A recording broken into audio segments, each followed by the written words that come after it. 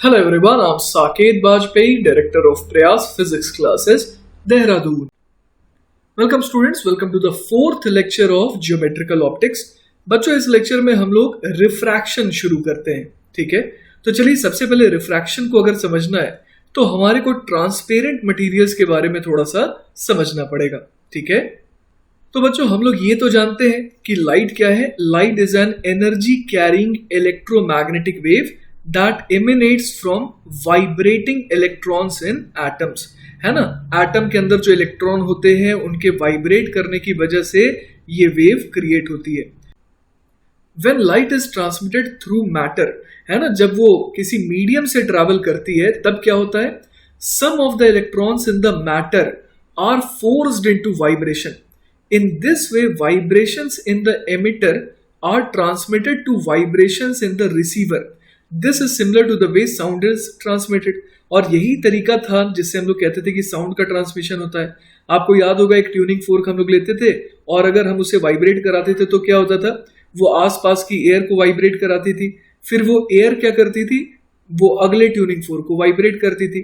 तो कुछ इसी तरीके से हम लोग देख पा रहे हैं कि लाइट का ट्रांसमिशन होता है जब वो किसी मैटर, किसी मीडियम के थ्रू ट्रैवल करती है।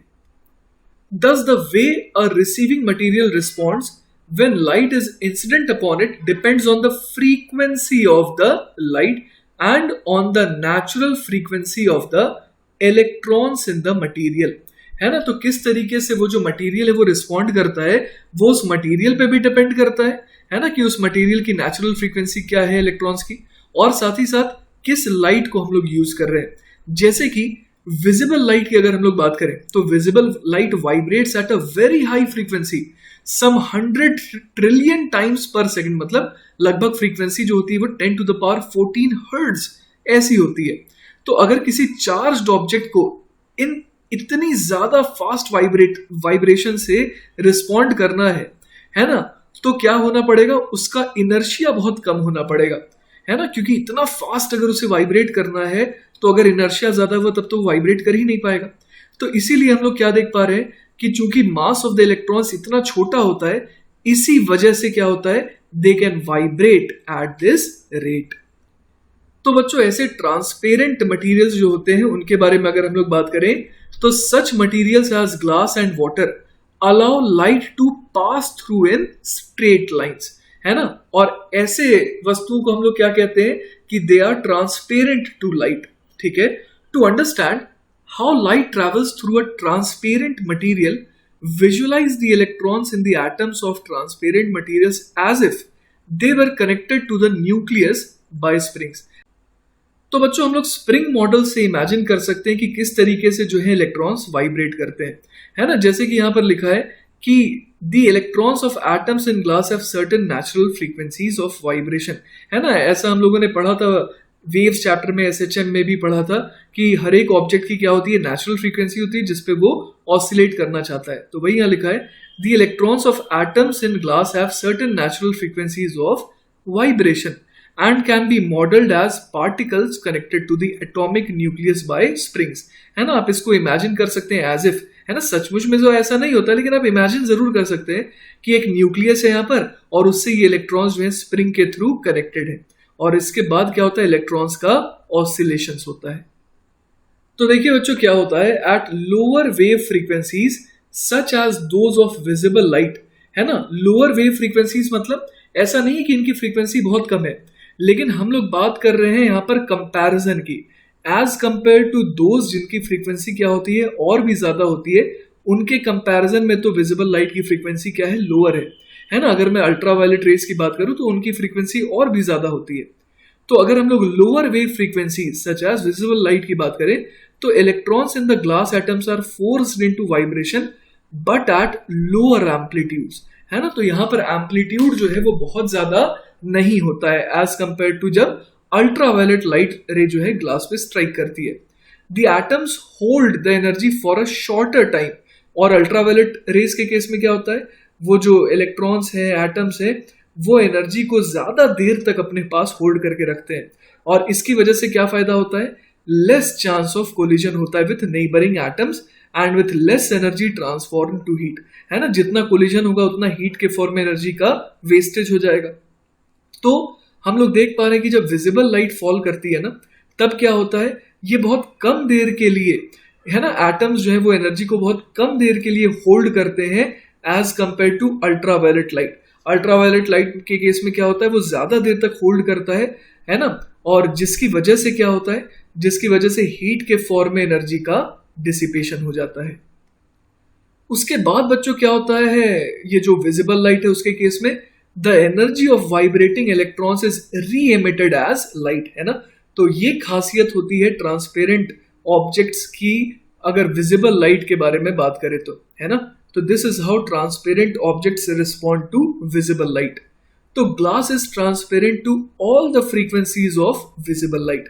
The frequency of the re-emitted light that is passed from atom to atom is identical to the frequency of the light that is produced, है ना, that produced the vibration in the first place, है ना। तो जो vibration produce करवा रही है जो फ्रीक्वेंसी, एकदम वही फ्रीक्वेंसी का क्या होता है, री एमिशन होता है। लेकिन फर्क कहां पर आता है, however there is a slight time delay between absorption and री एमिशन। इसीलिए क्या होता है कि वैक्यूम में लाइट जो है अलग स्पीड से ट्रैवल करती है एज कंपेयर टू किसी मीडियम में, क्योंकि किसी मीडियम में क्या होता है, ये जो एब्जॉर्प्शन है फिर उसका री एमिशन होता है, उसमें थोड़ा सा टाइम डिले तो होता ही है। तो बच्चों हम लोग रिफ्रैक्शन चैप्टर में बेसिकली यही पढ़ने वाले हैं कि जब लाइट किसी मीडियम से ट्रैवल करती है तो क्या होता है, उसकी स्पीड जो है एज कंपेयर टू वैक्यूम या फिर एयर कह ले थोड़ी कम हो जाती है, और उसका रीजन यही है, it is the time delay that results in a lower average speed of light through a transparent material. Light travels at different average speeds through different materials. अच्छा, हम लोगों ने एवरेज स्पीड वर्ड क्यों use करा, क्योंकि देखिए speed of light जो है ना, वो एक्चुअली वैक्यूम में कितनी होती है, 300,000 किलोमीटर्स पर सेकेंड, मतलब कि 3 into 10 to the power 8 metres पर सेकेंड। तो ये जो लाइट की स्पीड है ना, ये वैक्यूम में 3 into 10 to the power 8 metres पर सेकेंड होती है। अब ये वैक्यूम उसे जहां भी मिलेगा वहां पर इसी स्पीड से ट्रैवल करेगी, चाहे वो वैक्यूम इंटरस्टेलर स्पेस में हो या फिर वो वैक्यूम क्या हो, space between molecules in a piece of glass हो, है ना। तो जहां पर भी उसे मिलेगा वो उसी रेट से ट्रैवल करेगी। तो ऐसा नहीं है कि मीडियम के अंदर कुछ अलग हो जाता है। मीडियम के अंदर फर्क क्यों होता है, मीडियम के अंदर फर्क इसलिए होता है because there is a time delay between absorption and re emission. इसीलिए हम लोग क्या कहते हैं, इसे एवरेज स्पीड कहते हैं। We call this speed of light c, है ना, 300,000 किलोमीटर पर सेकेंड को हम लोग स्पीड ऑफ लाइट सी से डिनोट करते हैं। The speed of light in the atmosphere is slightly less than in a vacuum but is usually rounded off as c, है ना। ऑलमोस्ट हम लोग एयर में भी उसकी स्पीड को सी कह दिया करते हैं। वाटर में क्या होता है, light travels eight 75% of its speed in vacuum, that is 0.75 सी, है ना। 3/4 सी जनरली आपको स्पीड दी गई रहेगी। In glass light travels at about 0.67 सी, है ना, depending on the type of glass. ठीक है, अलग अलग ग्लास के लिए हम लोग समझ पा रहे हैं कि उसकी नेचुरल फ्रीक्वेंसी क्या होगी, उसके इलेक्ट्रॉन्स की अलग अलग आएगी। In a diamond light travels at less than half its speed in a vacuum, only 0.41 c, है ना। आप देख पा रहे हैं डायमंड में और भी कम हो जाती है। When light emerges from these materials into the air, फिर क्या होता है, वो वापस से अपनी ओरिजिनल स्पीड से ट्रैवल करने लगती है। तो देखिए बच्चों, कितने मजेदार तरीके से यहाँ पर दिखाया गया है कि किस तरीके से a wave of visible light incident upon a pane of glass sets up in atoms vibrations that produce a chain of absorptions and re emissions, है ना। जैसे कि यहाँ पर आउट ऑफ मेनी एटम्स, यहाँ पर 3 एटम दिखाए गए, वेव यहाँ पर आई और उसको पहले एटम ने एब्जॉर्ब किया। अब उसने फिर क्या किया, उसने उसे रीएमिट किया, रीएमिट किया तो दूसरा जो पड़ोसी एटम है उसने एब्जॉर्ब किया, है ना। अब उसने वापस से क्या किया, रीएमिट किया। तो इस तरीके से हम लोग देख पा रहे हैं कि किस तरीके से वेव एंटर कर रही है ग्लास में और फिर फाइनली एग्जिट कर रही है। तो वही यहाँ लिखा है कि because of the time delay between absorptions and re emissions the light travels through the glass more slowly than through empty space. ठीक है, तो आइए बच्चों अब थोड़ा और डिटेल में देखते हैं कि जो ग्लास है ना, वो अल्ट्रावायलेट और इंफ्रारेड लाइट के लिए ट्रांसपेरेंट क्यों नहीं होती है। ठीक है, तो electrons in the atoms of glass have a natural vibration frequency in the ultraviolet range. और इस वजह से क्या होता है, when ultraviolet waves shine on glass resonance occurs. और रेजोनेंस की कंडीशन के बारे में हम लोग जानते हैं कि जब रेजोनेंस होता है तो लार्ज एम्पलीट्यूड वाइब्रेशन होता है ना, and the vibration of electrons builds up to large amplitudes just as pushing someone at the resonant frequency on a swing builds to a large amplitude, है ना। तो हम लोगों ने ऐसा देख रखा है बच्चों सिंपल हार्मोनिक मोशन में कि जब रेजोनेंस होता है तो क्या होता है, बड़ी बड़ी ब्रिजेस भी जो है वो कोलैप्स कर जाती हैं, क्योंकि वो जो वाइब्रेशन है वो इतना लार्ज एम्पलीट्यूड का होने लगता है। The energy any glass atom receives is either re-emitted or passed on to neighbouring atoms by collisions. अब रेजोनेटिंग एटम्स के केस में क्या होता है, resonating atoms in the glass can hold on to the energy of the ultraviolet light for quite a long time, जो हम लोगों ने कुछ देर पहले डिस्कस भी करा था, about 100 millions of a second। Although ये हमारे को बहुत छोटा लग रहा है पर लाइट वेव के केस में ये सफिशिएंट है। During this time the atom makes about 1 million vibrations and it collides with neighboring atoms and gives up, है ना। सबसे इंपॉर्टेंट लाइन यही है कि gives up its energy as heat, जिसकी वजह से हम लोग कहते हैं कि ग्लास जो है वो ट्रांसपेरेंट नहीं है टू अल्ट्रावायलेट लाइट। तो ये तो हम लोगों ने बात की ऐसे फ्रीक्वेंसी के लिए जो विजिबल लाइट से ज्यादा हो। अब ऐसे वेव्स की बात करते हैं जिनकी फ्रीक्वेंसी क्या है, कम है as compare to visible light, है ना। तो आइए देखते हैं इसके केस में क्या होता है। Infrared waves with frequencies lower than those of visible light vibrate not only the electrons but entire atoms or molecules in the structure of the glass। हम लोगों ने पढ़ा था ना थोड़ी देर पहले कि विजिबल लाइट की फ्रीक्वेंसी इंफ्रारेड वेव्स के कंपैरिजन में ज्यादा होती है, जिस वजह से क्या होता है कि सिर्फ ऐसे पार्टिकल्स को वो ऑसिलेट करवा पाती है जिनका इनर्शिया बहुत ही कम हो। तो वो सिर्फ इलेक्ट्रॉन्स को ऑसिलेट करवा पा रही थी, लेकिन यहां पर क्या हो रहा है, यहां पर इंफ्रारेड वेव्स की जो फ्रीक्वेंसी है वो कम है, जिसकी वजह से एटम्स और मॉलिक्यूल्स भी जो है वो भी वाइब्रेट करने लगते हैं। This vibration increases the internal energy and temperature of the structure, which is why infrared waves are often called heat waves, है ना। अब तो एनर्जी में खूब सारा लॉस होना ही है। So we see that glass is transparent to visible light but not to ultraviolet and infrared light. तो वही देखिए यहाँ पर डायग्राम दिखाया गया है कि ग्लास जो है किस तरीके से विजिबल रेज को अलाउ कर रही है इसके थ्रू पास करने के लिए, ठीक है। चलिए बच्चों, तो नया टॉपिक चालू करते हैं जो कि है रिफ्रैक्शन। बच्चों, अब तक हम लोगों ने रिफ्लेक्शन के बारे में पढ़ा था, है ना। तो अब फाइनली हम लोग बात करने वाले हैं एक नए टॉपिक की जो कि है refraction.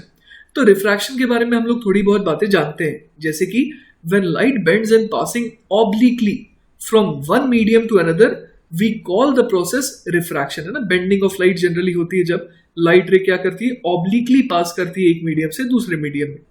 It is a common observation that a ray of light bends and takes a longer path when it encounters glass or water at an oblique angle। ये हम लोगों ने देख रखा है कि जब लाइट रे जो है एयर से जाती है ग्लास वगैरह में, है ना, या फिर वाटर में किसी ऑब्लिक एंगल पर, तो वो एक लंबा रास्ता चूज करती है। तो देखिए बच्चों, ये जो डायग्राम है इसके थ्रू मैं यही दिखाने की कोशिश कर रहा हूं कि जब रे एंटर करती है तो क्या हो जाता है, देयर इज अ बेंडिंग, है ना। और ये कब होता है, जब रे जो है वो ऑब्लिकली एंटर करती है किसी वाटर सरफेस पर, है ना।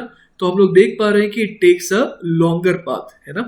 But the longer path taken is nonetheless the path requiring the least time. मतलब कि बच्चों, रिफ्रैक्शन के केस में भी जो Fermat's principle of least time है वो वायोलेट नहीं होता है। इनफैक्ट उसी चीज को, है ना, ओबे करने के लिए लाइट जो है वो ये जो लंबा रास्ता है उसे चुनती है। ये देखने में लंबा है पर जब टाइम के हिसाब से अगर देखें तो ये सबसे लीस्ट टाइम टेकिंग होता है। A straight line path would take a longer time. We can illustrate this with the following situation, है ना। जो ये सिचुएशन यहां पर दिखाई गई है इसके थ्रू बच्चों इस बात को हम लोग एक्सप्लेन कर सकते हैं। जैसे कि मान लीजिए यहां पर एक जो इंसान है ना, आप देख पा रहे हैं यहाँ पे एक इंसान है जो बचाओ बचाओ चिल्ला रहा है क्योंकि वो डूब रहा है ना।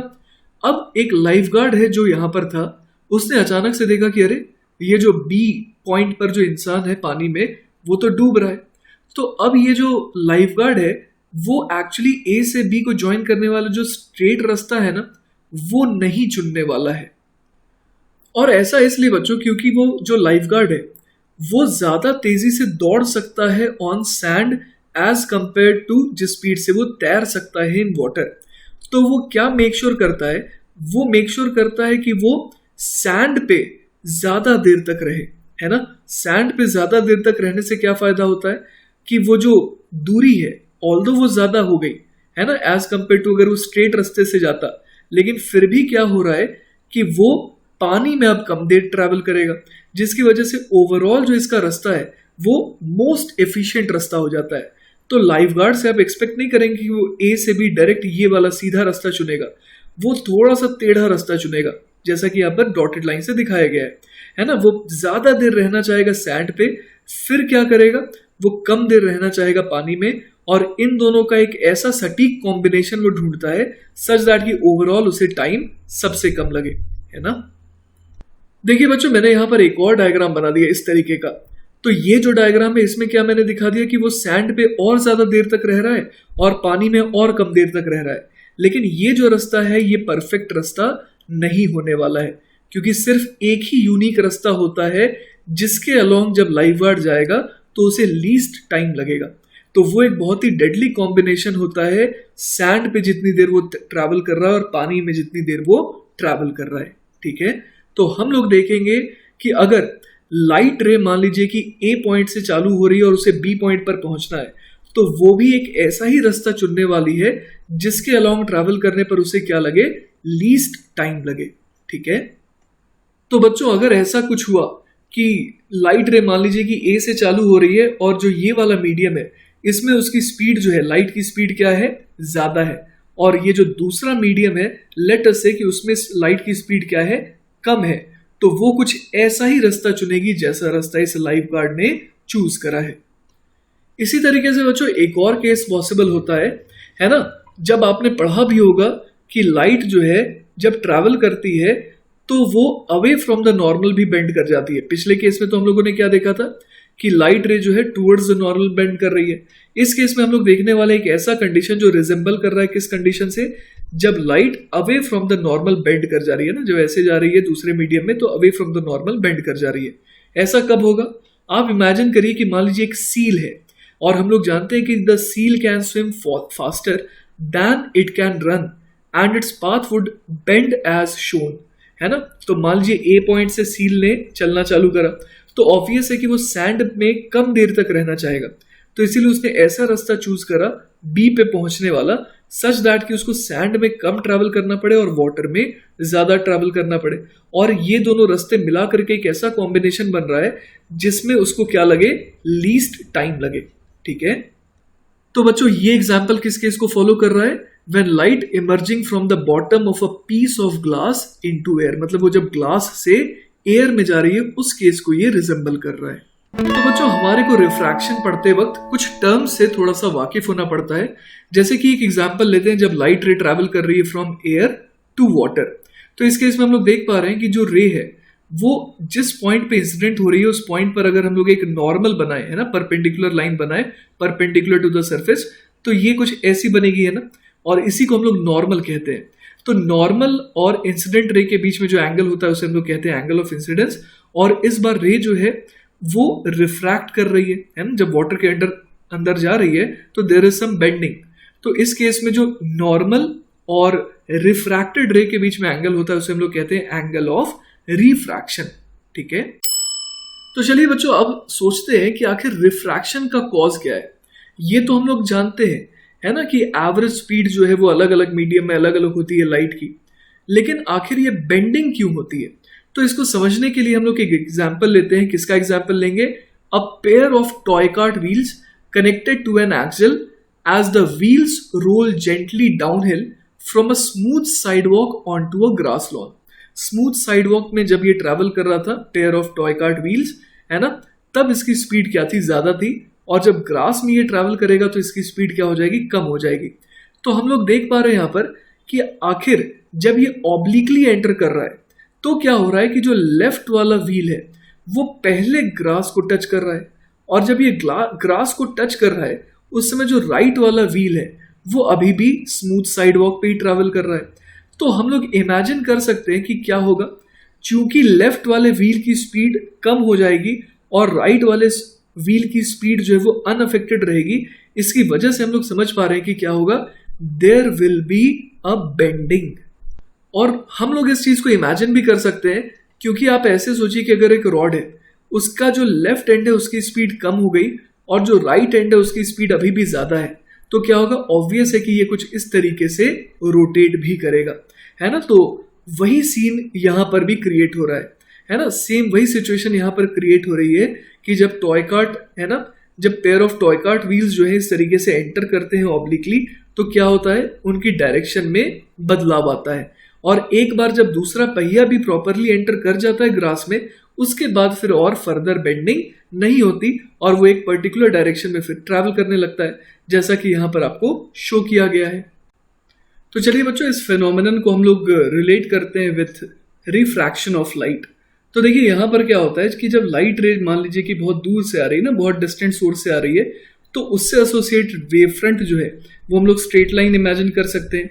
वेव फ्रंट के बारे में हमें थोड़ा बहुत आइडिया है, क्योंकि हम लोगों ने साउंड वेव्स चैप्टर में वेव फ्रंट के बारे में पढ़ रखा है ना। इसके आगे भी जो चैप्टर आएगा वेव ऑप्टिक्स, उसमें भी हम लोग वेव फ्रंट को और डिटेल में पढ़ेंगे। पर फिलहाल बेंडिंग ऑफ लाइट को डिस्कस करने के लिए एक वेव फ्रंट का इंट्रोडक्शन जरूरी है। तो यहां पर हम लोग देख सकते हैं कि ऐसे स्ट्रेट लाइन वेव फ्रंट कब क्रिएट होंगे, जब बहुत ही डिस्टेंट सोर्स होगा, है ना, जैसे कि सूरज हो गया, है ना, सन से मान लीजिए रेज आ रही है, तो कुछ ऐसा वेव फ्रंट आप इमेजिन कर सकते हैं। The wavefronts are everywhere perpendicular to the light rays. In the figure, the wave meets the water surface at an angle, है ना। यहां पर हम लोग देख पा रहे हैं कि there is some angle of incidence I. So the left portion of the wave slows down in the water, while the part in the air travels at speed c.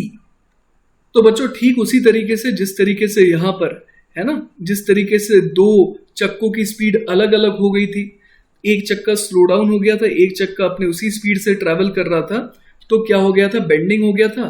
उसी तरीके से हम लोग इमेजिन कर सकते हैं कि जो पोर्शन लाइट का वाटर को हिट कर गया उसकी स्पीड कम हो जाएगी, लेकिन जो हिस्सा अभी एयर में है उसकी स्पीड मेंटेन रहेगी, जिसकी वजह से एक सिमिलर फिनोमेना होगा और लाइट की बेंडिंग होगी, है ना। तो वही यहां पर लिखा है कि in the figure the wave meets the water surface at an angle, so the left portion of the wave slows down in the water while the part still in the air travels at speed c.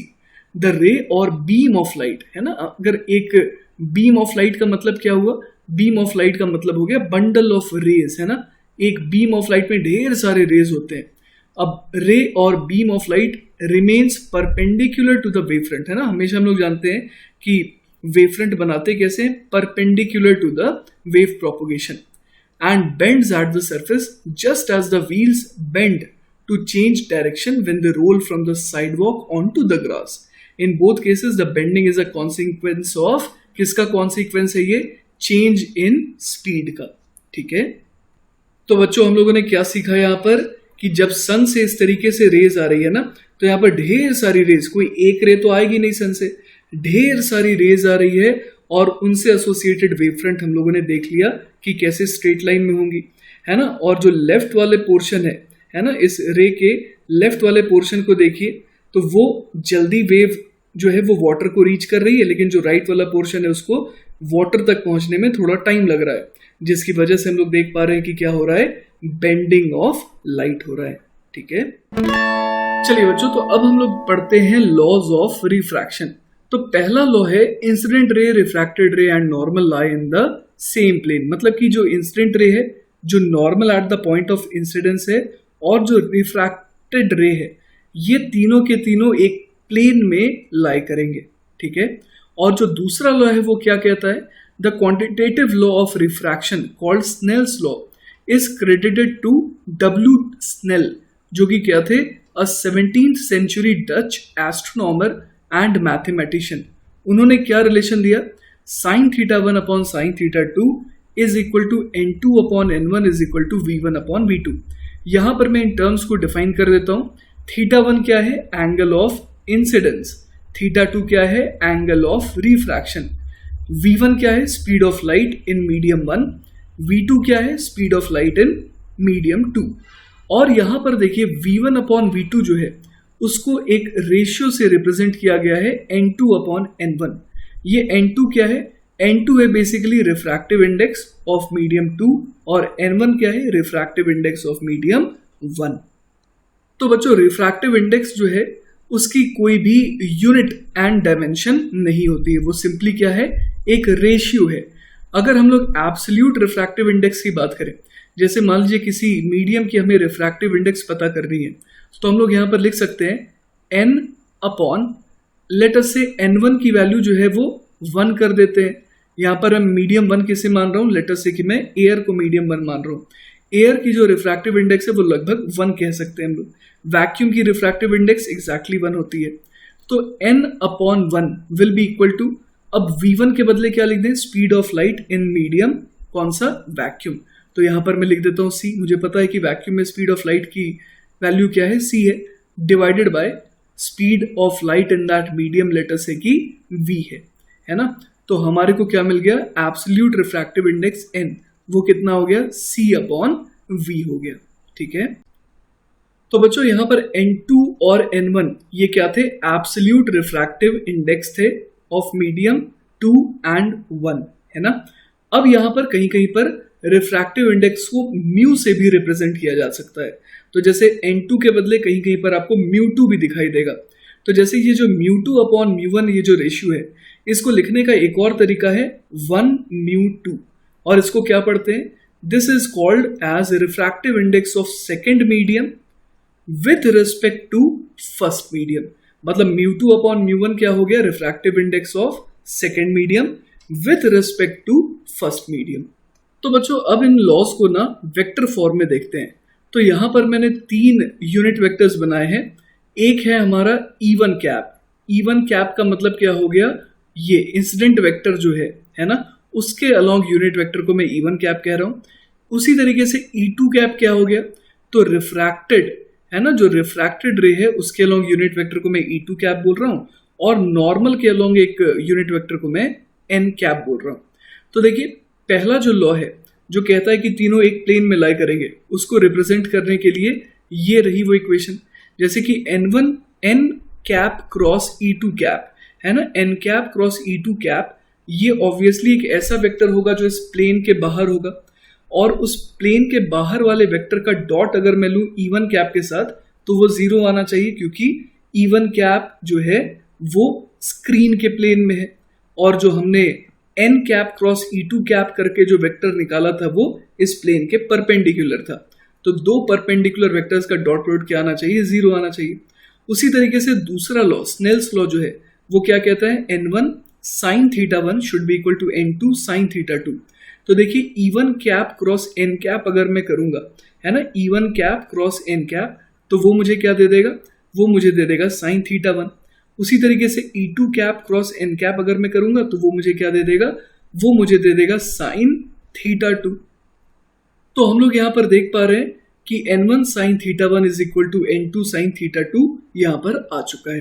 ठीक है, इसके अलावा बच्चों लोग ये भी देख पा रहे हैं कि जो LHS में जो हमारे पास जो वेक्टर आ रहा है उसकी डायरेक्शन और RHS में जो वेक्टर आ रहा है उसकी डायरेक्शन बिल्कुल सेम है, क्योंकि E1 क्रॉस N कैप करेंगे तो वो इनटू द स्क्रीन आएगा। उसी तरीके से E2 cap cross N cap करेंगे तो वो भी इनटू द स्क्रीन ही आएगा। तो हम लोग देख पा रहे हैं कि LHS और RHS वो दोनों क्या है, डायरेक्शन वाइज भी सेम है। और बाकी स्नेल्स लॉ तो ये कहता ही है कि N1 sine theta 1 has to be equal to N2 sine theta 2। तो चलिए बच्चों अब हम लोग बात करते हैं कॉचीज फॉर्मूला के बारे में। जैसा कि हम लोगों ने पढ़ा था बच्चों कि एक्चुअली जो मीडियम है उस पर तो ये डिपेंड करता ही है कि स्पीड ऑफ लाइट क्या होने वाली है, साथ ही साथ इस बात पर भी डिपेंड करता है कि जो लाइट आ रही है उसकी फ्रीक्वेंसी क्या है ना। तो वही यहाँ लिखा है कि as mentioned earlier the refractive index of a material depends slightly on the wavelength of light. The relation between the two may be approximately described by the equation mu is equal to mu naught plus a upon lambda square, जहां पर a क्या है, a is a small positive constant known as Cauchy's constant.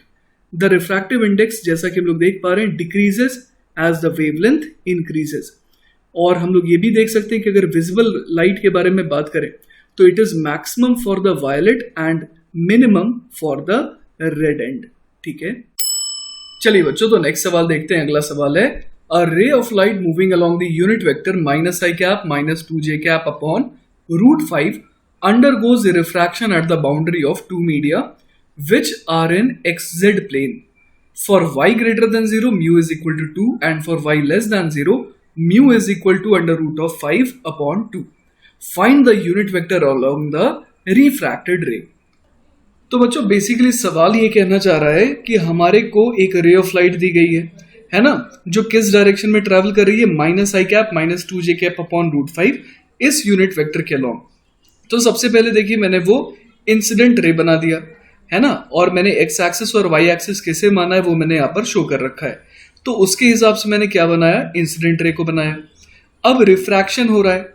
अब जो ये plane आपको दिखाई दे रहा है ना, ये जो बेसिकली ब्लू लाइन है, ये बेसिकली एक प्लेन रिप्रेजेंट कर रही है।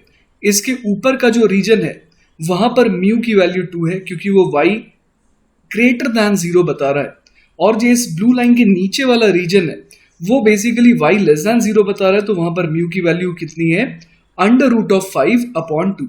क्लियर है ये बात। तो यहां पर देखिए मैंने रिफ्रैक्टेड रे को कैसे शो करा, मैंने रिफ्रैक्टेड रे को इस तरीके से शो करा कि वो away from the normal bend कर रहा है, क्योंकि हम लोग देख पा रहे हैं कि जो नीचे वाला मीडियम है वो रेयरर है और ऊपर वाला मीडियम डेंसर है ना, क्योंकि ऊपर वाले मीडियम में म्यू की वैल्यू 2 है, लेकिन नीचे वाले मीडियम में म्यू की वैल्यू क्या है, सिर्फ अंडर रूट 5 अपॉन 2 के बराबर है, जो कि ऑब्वियसली 2 से तो छोटा ही होगा। तो दैट मीन्स कि जो नीचे वाला मीडियम है वो कैसा है, रेयरर है, और जिस वजह से लाइट कैसे बेंड करेगी, अवे फ्रॉम द नॉर्मल। ठीक है, अब मैंने यहाँ पर नॉर्मल को भी यहाँ पर शो कर रखा है, देखिए एरो से यहाँ पर मैंने नॉर्मल को शो कर रखा है। ठीक है, अब देखिए बच्चों मेरा ये मोटिव है कि चूंकि मुझे क्या निकालना है, unit vector along the refracted रे, है ना, तो ये रिफ्रैक्टेड रे है और इसके अलोंग मुझे यूनिट वेक्टर निकालना है। तो मान लीजिए ये जो मैंने वेक्टर्स बनाए हैं वो सारे के सारे यूनिट वेक्टर है। ठीक है, मतलब इंसिडेंट रे के अलोंग जो यूनिट वेक्टर बनाया है, फिर रिफ्रैक्टेड रे के अलोंग भी मैंने एक यूनिट वेक्टर बनाया है, और नॉर्मल के अलोंग भी मैंने यहाँ पर एक यूनिट वेक्टर बनाया है। ठीक है, तो यहाँ पर हम लोग क्या लिख सकते हैं, using Snell's law, 2 into sine of i is equal to under root of 5/2 into sine of r. ठीक है, अब देखिए बच्चों मुझे साइन आई और साइन आर निकालना है ना, तो आई मैं बड़े आराम से निकाल सकता हूं। कैसे, तो आप देखिए यहाँ पर ये जो मैंने यूनिट वेक्टर बनाया है ना, इंसिडेंट रे के अलोंग, तो हम लोग अगर उस वेक्टर को एनालाइज करें तो वो जो वेक्टर है और जो नॉर्मल वेक्टर है ना, तो हम लोग देख पा रहे हैं कि उसके बीच के एंगल को ही तो हम लोग क्या कह रहे हैं, एंगल ऑफ इंसिडेंस आई कह रहे हैं। अब ये जो इंसिडेंट रे के अलोंग यूनिट वेक्टर है वो कितना है, वो हम लोग देख सकते हैं कि वो माइनस आई कैप है ना, minus i cap minus 2j cap whole divided by under root of 5, और जो नॉर्मल वेक्टर मैंने बनाया वो क्या हो जाएगा, माइनस ऑफ j कैप हो जाएगा। तो अब मुझे ये समझ में आ रहा है कि मुझे अगर आई निकालना है तो मैं क्या करूंगा, मैं बड़े आराम से यहाँ पर ये बोल सकता हूं कि दो वेक्टर्स हैं तो मैं यूज करूंगा डॉट प्रोडक्ट, ए वेक्टर डॉट बी वेक्टर बराबर कितना होता है, ए बी कॉस थीटा होता है ना, तो उसी का मैं देखिए यहाँ पर यूज करने वाला हूँ। ठीक है, तो मुझे पता है कि दोनों ही वेक्टर्स जो मैंने यहाँ पर बनाए वो कैसे हैं, यूनिट वेक्टर्स है। तो यहाँ पर मैं लिख सकता हूँ minus i cap minus 2j cap upon root 5 dot minus j cap, है ना, इज इक्वल टू क्या हो जाएगा, 1 into cos of i. Clear है ये बात। तो अब यहां से देखिए हमारे पास क्या आ जाएगा, लेफ्ट हैंड साइड में, लेफ्ट हैंड साइड में आ जाएगा 2 upon root 5 is equal to आ जाएगा कॉस ऑफ आई। तो यहां से देखिए मेरे पास कॉस आई आ गया।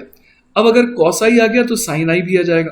कैसे, तो मैं एक राइट एंगल ट्राइंगल बना दूंगा, इसको मैं आई कह रहा हूं, तो कॉस आई के लिए क्या हो जाएगा, बेस अपॉन हाइपोटेनस, तो ये 2 हो गया और ये रूट 5 हो गया। तो यहां से परपेंडिकुलर की वैल्यू कितनी आ जाएगी, 5 माइनस 4 का अंडर रूट मतलब 1। तो यहां से देखिए साइन ऑफ आई ये कितना आ जाएगा, 1 अपॉन रूट 5। क्लियर है ये बात। तो हमारे पास साइन आई आ गया। ठीक है, तो साइन आई आ गया तो देखिए साइन आर भी आ जाएगा हमारे पास, है ना। तो देखिए बच्चों यहां पर अगर मैं साइन आई की वैल्यू कितनी भर दूं, 1/√5, है ना, तो यहां से मेरे पास साइन आर कितना आ जाएगा, साइन आर देखिए मेरे पास आ जाएगा, ये आ जाएगा साइन आर कितना, 4/5। इसका मतलब आर की वैल्यू कितनी हो गई, आर की वैल्यू हो गई 53 डिग्री। ठीक है, तो बच्चों अब मेरे पास क्या आ गया है कि r की वैल्यू बेसिकली 53 डिग्री है। अब मुझे क्या चाहिए था, यूनिट वेक्टर अलोंग रिफ्रैक्टेड रे। तो मैं यूनिट मैग्नीट्यूड का एक वेक्टर चूज करता हूं और r की वैल्यू 53 डिग्री है। तो मैं कैसे इस वेक्टर को कंपोनेंट्स में तोड़ सकता हूं? तो देखिए, रिफ्रैक्टेड रे है ना, उसके अलोंग यूनिट वेक्टर क्या हो जाएगा, r cap will be equal to 1 sine 53 degree, 1 sine 53 degree, और डायरेक्शन उसकी हो जाएगी माइनस आई कैप, और साथ ही साथ अगला हो जाएगा प्लस 1 कॉस 53 डिग्री, और डायरेक्शन हो जाएगी माइनस जे कैप। तो देखिए बच्चों, यहां से हमारे पास आर कैप कितना आ गया, आर कैप हमारा आ जाएगा साइन 53 डिग्री होता है 4/5 है ना, तो ये हो जाएगा 4/5 minus i cap plus cos 53 degree कितना होता है, ये होता है 3/5, तो 3/5 माइनस जे कैप। तो बच्चों यही हो जाएगा हमारा फाइनल आंसर। चलिए बच्चों, तो नेक्स्ट सवाल देखते हैं। अगला सवाल है, a ray of light passes through a medium whose refractive index varies with distance as n is equal to n naught 1 plus x upon a. If ray enters the medium parallel to x axis, what will be the time taken for ray to travel between x equal to 0 to x equal to a? तो देखिए बच्चों, जैसा कि यहाँ पर दिया है ना, कि जो रिफ्रैक्टिव इंडेक्स है वो इस बार x के साथ वेरी कर रही है ना, लेकिन रे कैसे एंटर कर रही है, it has entered parallel to x axis. तो इसका मतलब इंसिडेंट एंगल कितना है, इंसिडेंट एंगल जो है वो हम लोग देख पा रहे हैं कि 0 डिग्री है ना, जिसकी वजह से हम लोग क्या कह सकते हैं, यहाँ पर हम लोग कह सकते हैं कि जो रे है वो बिल्कुल सीधी जाएगी, ठीक है, विदाउट एनी बेंडिंग। तो अब हम लोगों को क्या देखना है कि x इक्वल टू 0 से x equal to small a तक है ना, इसको जानने में कितना टाइम लगेगा। तो बच्चे मान लेते हैं हम लोग यहाँ पर जब रे इस तरीके से जा रही थी, तो जब ये किसी x डिस्टेंस पर थी ओरिजिन से, और वहां से dx डिस्टेंस जब और वो ट्रैवल कर रही है ना, तो ये जो dx डिस्टेंस है इसे ट्रैवल करने में उससे कितना टाइम लगेगा। तो हम लोग बोल सकते हैं dt will be equal to dx upon vx। यहां पर मैं vx क्या कह रहा हूं, vx में कह रहा हूं स्पीड है ना, इस रे की स्पीड कह रहा हूं, कब, जब वो यहां पर होगी है ना, जब वो dx डिस्टेंस को क्रॉस कर रही होगी। तो इस समय हम लोग स्पीड कैसे निकालें। तो बच्चों हमारे को ये पता है कि जो रिफ्रैक्टिव इंडेक्स होता है, और इस केस में कितना दिया हुआ है, वो हमारे को दिया हुआ है n not 1 plus x upon a है ना। ये जो रिफ्रैक्टिव इंडेक्स है ये एब्सोल्यूट रिफ्रैक्टिव इंडेक्स दिया हुआ है, ठीक है। तो ये हो जाएगा बच्चों c अपॉन vx के बराबर है ना।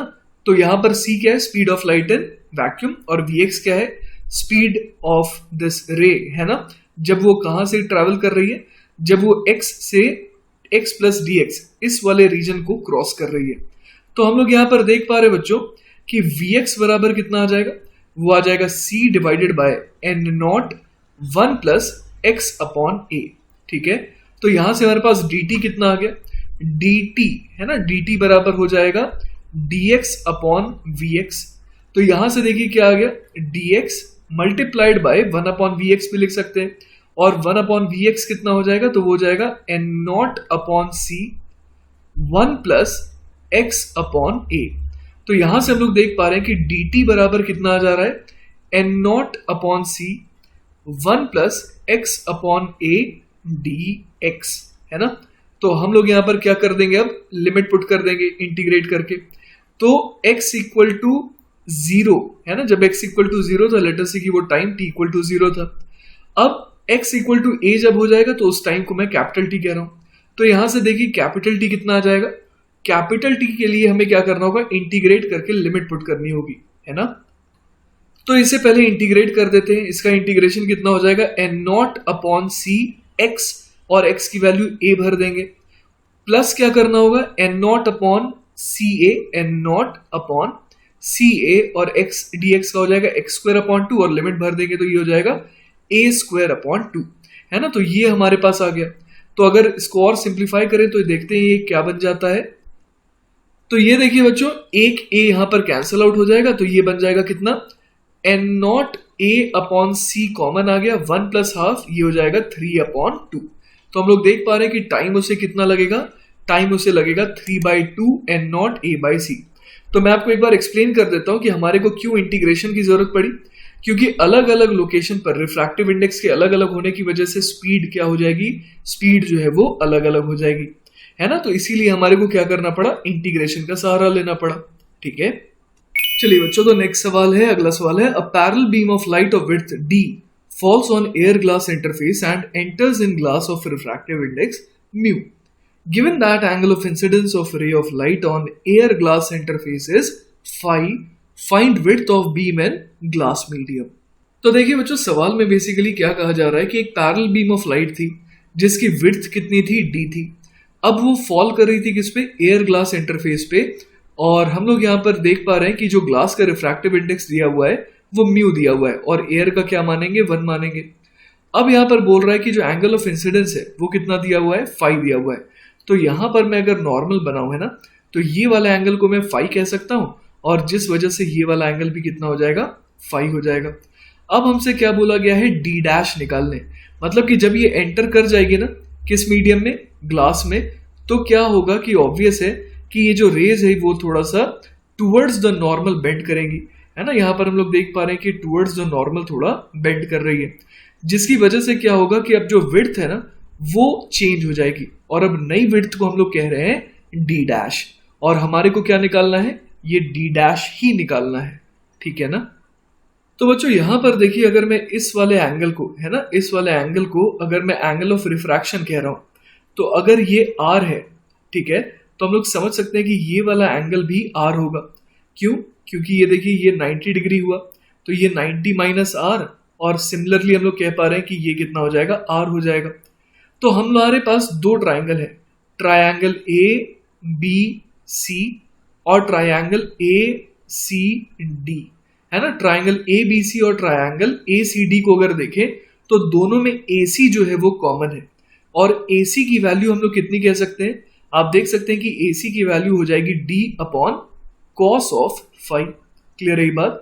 और इसी तरीके से हम लोग अगर दूसरे ट्राइंगल को देखें तो हम लोग यहां पर क्या बोल सकते हैं कि जो AC है ना, AC है, उसका cos r, इसका cos r कंपोनेंट किसके बराबर हो जाएगा, d डैश के बराबर हो जाएगा। तो हमारे को AC मिल गया, वो d अपॉन कॉस फाई है।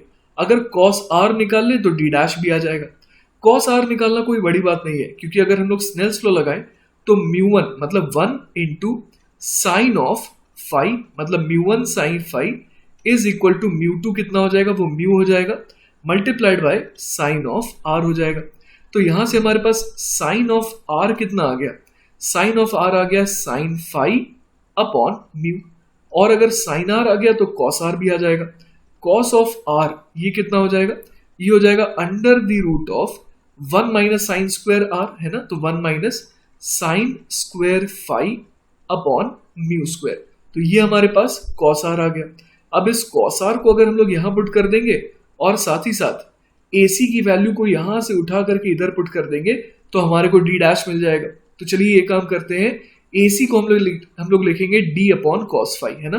तो AC को मैं लिख दूंगा d upon cos of phi, और साथ ही साथ कॉस आर के बदले क्या लिख दे, under the root of 1 minus sine square phi upon mu square, है ना। ये कॉस आर हो जाएगा, और यही किसके बराबर हो जाएगा, डी डैश के। तो बच्चों यही हो जाएगा हमारा फाइनल आंसर। ठीक है, तो चलिए बच्चों अब हम लोग आ जाते हैं एक नए टॉपिक पर, जो कि है image due to refraction at plane surfaces. तो मान लीजिए कि बच्चों अगर आप यहां से देखें ना, अगर आप यहां से देख रहे हैं तो आप ये हासिल करते हैं कि मछली जो है ना, आपको थोड़ी ऊपर नजर आएगी। जितना नीचे मछली एक्चुअल में है वहां पर आपको नजर नहीं आती, आपको ऐसा लगता है कि मछली जो है वो थोड़ा ऊपर खिसकी हुई है ना। तो हम लोग यहाँ पर क्या कहते हैं कि जो मछली की सचमुच में डेप्थ है उसको हम लोग यहाँ पर क्या नाम देते हैं, उसको हम लोग नाम देते हैं रियल डेप्थ। ठीक है, और यहां पर हम लोग देख पा रहे हैं बच्चों डायग्राम में कि हमारे को उसकी डेप्थ कितनी दिखाई दे रही है, सिर्फ इतनी दिखाई दे रही है ना। तो इस डेप्थ का नाम हम लोग देते हैं अपैरेंट डेप्थ, है ना, अपैरेंट डेप्थ। तो बहुत इजी है इस बात को समझना कि रियल डेप्थ क्यों नाम पड़ा और अपैरेंट डेप्थ क्यों नाम पड़ा है। ठीक है, अब बच्चों एनालाइज करते हैं कि ऐसा हुआ क्यों। देखिए सबसे पहली चीज, अगर आपको ये मछली दिखाई दे रही है, इसका मतलब मछली से निकलने वाली रेज आपकी आंखों में एंटर कर रही होगी, लेकिन जो रेज मछली से निकल करके जा रही है एयर में, है ना, वो बेंड कर रही है। और जब रेज बेंड कर रही है तो हमारी जो इनोसेंट आंख है वो तो इन रेज को फॉलो करेगी और उसे लगता है कि कहीं ऑब्जेक्ट यहां पर है। तो इस इंसान को या इस आंख को लग रहा है कि मछली यहां नहीं बल्कि यहां पर है, जिसकी वजह से हमें ऐसा लगता है कि मछली जो है वो कम गहराई पर है। ठीक है, मतलब उसकी रियल डेप्थ है तो ज्यादा, पर उसकी अपैरेंट डेप्थ जो हमें फील होती है वो क्या होती है, थोड़ी सी कम होती है। ठीक है, तो चलिए बच्चों इस टॉपिक को और डेप्थ में स्टडी करते हैं। जैसा कि यहाँ पर हम लोग देख पा रहे हैं दो अलग अलग डायग्राम्स हैं और दोनों ही डायग्राम में क्या सिमिलैरिटी है, ये सिमिलैरिटी है दोनों डायग्राम्स में कि जो मीडियम नंबर 1 है ना, मीडियम नंबर जो 1 है उसमें एक्चुअली क्या है, उसमें ऑब्जेक्ट है ना, और उस ऑब्जेक्ट को व्यू किया जा रहा है कहाँ से, मीडियम नंबर 2 से। तो मीडियम नंबर 2 में कौन है, मीडियम नंबर 2 में व्यूअर है ना, मीडियम नंबर 2 से उसे व्यू किया जा रहा है। अब देखिए यहाँ पर दो अलग अलग केसेस शो किए गए हैं। जैसे कि जो पहला ए डायग्राम है उसमें हम लोग देख पा रहे हैं कि जो ऑब्जेक्ट से रे जा रही है ना, फ्रॉम मीडियम 1 टू मीडियम 2, वो away from the normal bend कर रही है। इसका मतलब पहले डायग्राम में जो ऊपर वाला मीडियम है, मीडियम नंबर 1 है, वो कैसा है, डेंसर है, और मीडियम नंबर 2 कैसा है, रेयरर है। लेकिन जो दूसरा डायग्राम यहाँ पर शो किया गया है उसमें हम लोग देख पा रहे हैं कि ऑब्जेक्ट से जो रे निकल रही है वो जब जा रही है मीडियम नंबर 2 में तो वो टुवर्ड्स द नॉर्मल बेंड कर रही है। तो इसका क्या मतलब हो गया, इसका ये मतलब हो गया कि जो मीडियम नंबर 1 है वो रेयरर है और मीडियम नंबर 2 जो है वो डेंसर है। तो बच्चों अगर सबसे पहले हम लोग डायग्राम नंबर ए को देखें ना, तो इसमें हम लोगों ने देखा है कि ऑब्जेक्ट से दो रेज दिखाई गई है। एक फॉल कर रहा है ओपी रे जो कि बिल्कुल परपेंडिकुलरली फॉल कर रहा है टू द सरफेस, है ना, सरफेस के बिल्कुल परपेंडिकुलर डायरेक्शन में फॉल कर रहा है, मतलब एंगल ऑफ इंसिडेंस क्या हो गया, 0 हो गया एग्जैक्टली। और जो दूसरी रे है वो फॉल कर रही है किस तरीके से, making an angle I with the normal, और यहाँ पर जो आई है वो कैसा, it is very small angle, है ना। तो आई कैसा है, यहाँ पर आई जो है वो स्मॉल एंगल है। ठीक है, तो हम लोग समझ सकते हैं कि ए पॉइंट जो है वो ऑलमोस्ट कहाँ पर है, पी पॉइंट के बहुत बहुत पास है। ठीक है, पर डायग्राम में क्लैरिटी आए इसके लिए हम लोगों ने यहाँ पर थोड़ी सी दूरी दिखा रखी है। क्लियर है ये बात। तो जैसा कि हम लोग देख पा रहे हैं बच्चों, जो ओपी रे है वो तो अनडिविएटेड चली जाएगी क्योंकि एंगल ऑफ इंसिडेंस 0 है, तो एंगल ऑफ रिफ्रैक्शन वो भी 0 हो जाएगा। लेकिन जो ओ ए रे है ना, वो away from the normal bend कर रही है। सही है। तो बच्चों जो ऑब्जर्वर होगा उससे क्या फील हो रहा होगा, ऑब्जर्वर कहां पर है, ऑब्जर्वर मीडियम नंबर 2 में है, तो उसे ये रे और ये रे, है ना, ये उसकी आंखों में फॉल कर रही है। तो जब उसकी आंखों में ये दोनों एंटर कर रही है रे, तो उसे ऐसा लग रहा है कि अगर मैं इन रेज को पीछे प्रोड्यूस करूं तो ये देखिए इस पॉइंट पर मीट कर रहे हैं। तो यहां से देखने पर, है ना, मीडियम नंबर 2 से देखने पर ऐसा लगेगा कि ये रेज कहां से आ रही है, इस ओ पॉइंट से नहीं आ रही है बल्कि इस आई पॉइंट से आ रही है। ठीक है, तो देखिए बच्चों यहां पर हम लोग क्या कह देंगे कि एक्चुअल में ऑब्जेक्ट जो है वो इंटरफेस से कितनी दूरी पर है, ओपी डिस्टेंस पर है, लेकिन जो इमेज है वो कितनी डिस्टेंस पर है इस इंटरफेस से, वो आईपी डिस्टेंस पर है। तो ओपी को हम लोग क्या कह देंगे, ओपी को हम लोग कह देंगे रियल डेप्थ, और आईपी ये जो लेंथ है आईपी उसे क्या कह देंगे, अपैरेंट डेप्थ। क्लियर है ये बात। इसी तरीके से बच्चों अगर हम लोग अब आ जाए बी वाले डायग्राम पर, तो यहां पर हम लोग क्या देख पा रहे हैं, फिर से दो रे ली गई है। एक रे बिल्कुल एग्जैक्टली नॉर्मली फॉल कर रही है ना, ये जो ओपी रे है वो बिल्कुल हम लोग देख पा रहे हैं कि सरफेस के नॉर्मल डायरेक्शन में फॉल कर रही है, और जो दूसरी रे है ओ ए, है ना, ये आई एंगल बना रही है नॉर्मल के साथ, और ये आई हम लोग कैसा लेंगे, फिर से वेरी स्मॉल लेंगे। तो हम लोग समझ पा रहे हैं कि ये जो दो रे है ना, ये जब ऑब्जर्वर की आंखों में एंटर कर रही है और ऑब्जर्वर कहां पर है, मीडियम नंबर 2 पे है, तो उसे ऐसा लगेगा कि इस बार जो ऑब्जेक्ट की जो इमेज है वो कहां बन रही है, थोड़ी ऊपर बन रही है। तो हम लोग इस बार अगेन ओपी को क्या कहेंगे, ओपी को रियल डेप्थ कहेंगे, क्योंकि सचमुच में ओ जो है वो इंटरफेस से कितना दूर है, ओपी डिस्टेंस दूर है। लेकिन इस बार आईपी जो है, जो अपैरेंट डेप्थ होगा, वो क्या आ रहा है, ज्यादा आ रहा है as compare to real depth. Clear है ये बात। तो बच्चों अगर हम लोग ए डायग्राम को देखें ना, तो यहां पर अगर मैं ऐसा कह दूं कि चूंकि जो मीडियम नंबर 1 है वो कैसा है, वो डेंसर है as compare to medium number 2। तो लेट अस से म्यू1 को मैं म्यू कह दे रहा हूँ ना, लेट अस से फॉर एग्जांपल ये जो ऊपर वाला मीडियम है ये वाटर है, और जो नीचे वाला मीडियम है वो चूंकि रेयरर है, तो लेट अस से कि म्यू2 की वैल्यू 1 है, मतलब ये कौन सा मीडियम है, ये एयर है। मान लीजिए ऐसा कुछ डायग्राम हुआ। तो इस केस में देखिए हम लोग क्या कह सकते हैं, यहाँ पर हम लोग यहाँ पर जानते हैं कि एंगल ऑफ इंसिडेंस बहुत छोटा है, तो एंगल ऑफ रिफ्रैक्शन भी कैसा होगा, it will also be a small angle, है ना। तो यहाँ पर जो है हम लोग क्या लिख सकते हैं, mu into sine i is equal to क्या लिख देंगे, 1 into sine r, Snell's law. अब हम लोग यहाँ पर ये भी तो बोल सकते हैं, क्या बोल सकते हैं कि sine i will be equal to tan i because of small angle. तो हम लोग यहाँ पर साइन आई की वैल्यू को ऑलमोस्ट टैन आई बोल करके टैन आई की वैल्यू निकाल लेते हैं कि कितनी आएगी। तो म्यू इंटू टैन आई कितना हो जाएगा, वो हो जाएगा A P divided by O P, और वो किसके बराबर आ जाएगा, 1 मल्टीप्लाइड बाय साइन आर को हम लोग क्या लिख सकते हैं, साइन आर को देखिए हम लोग लिख सकते हैं ऑलमोस्ट टैन आर के बराबर।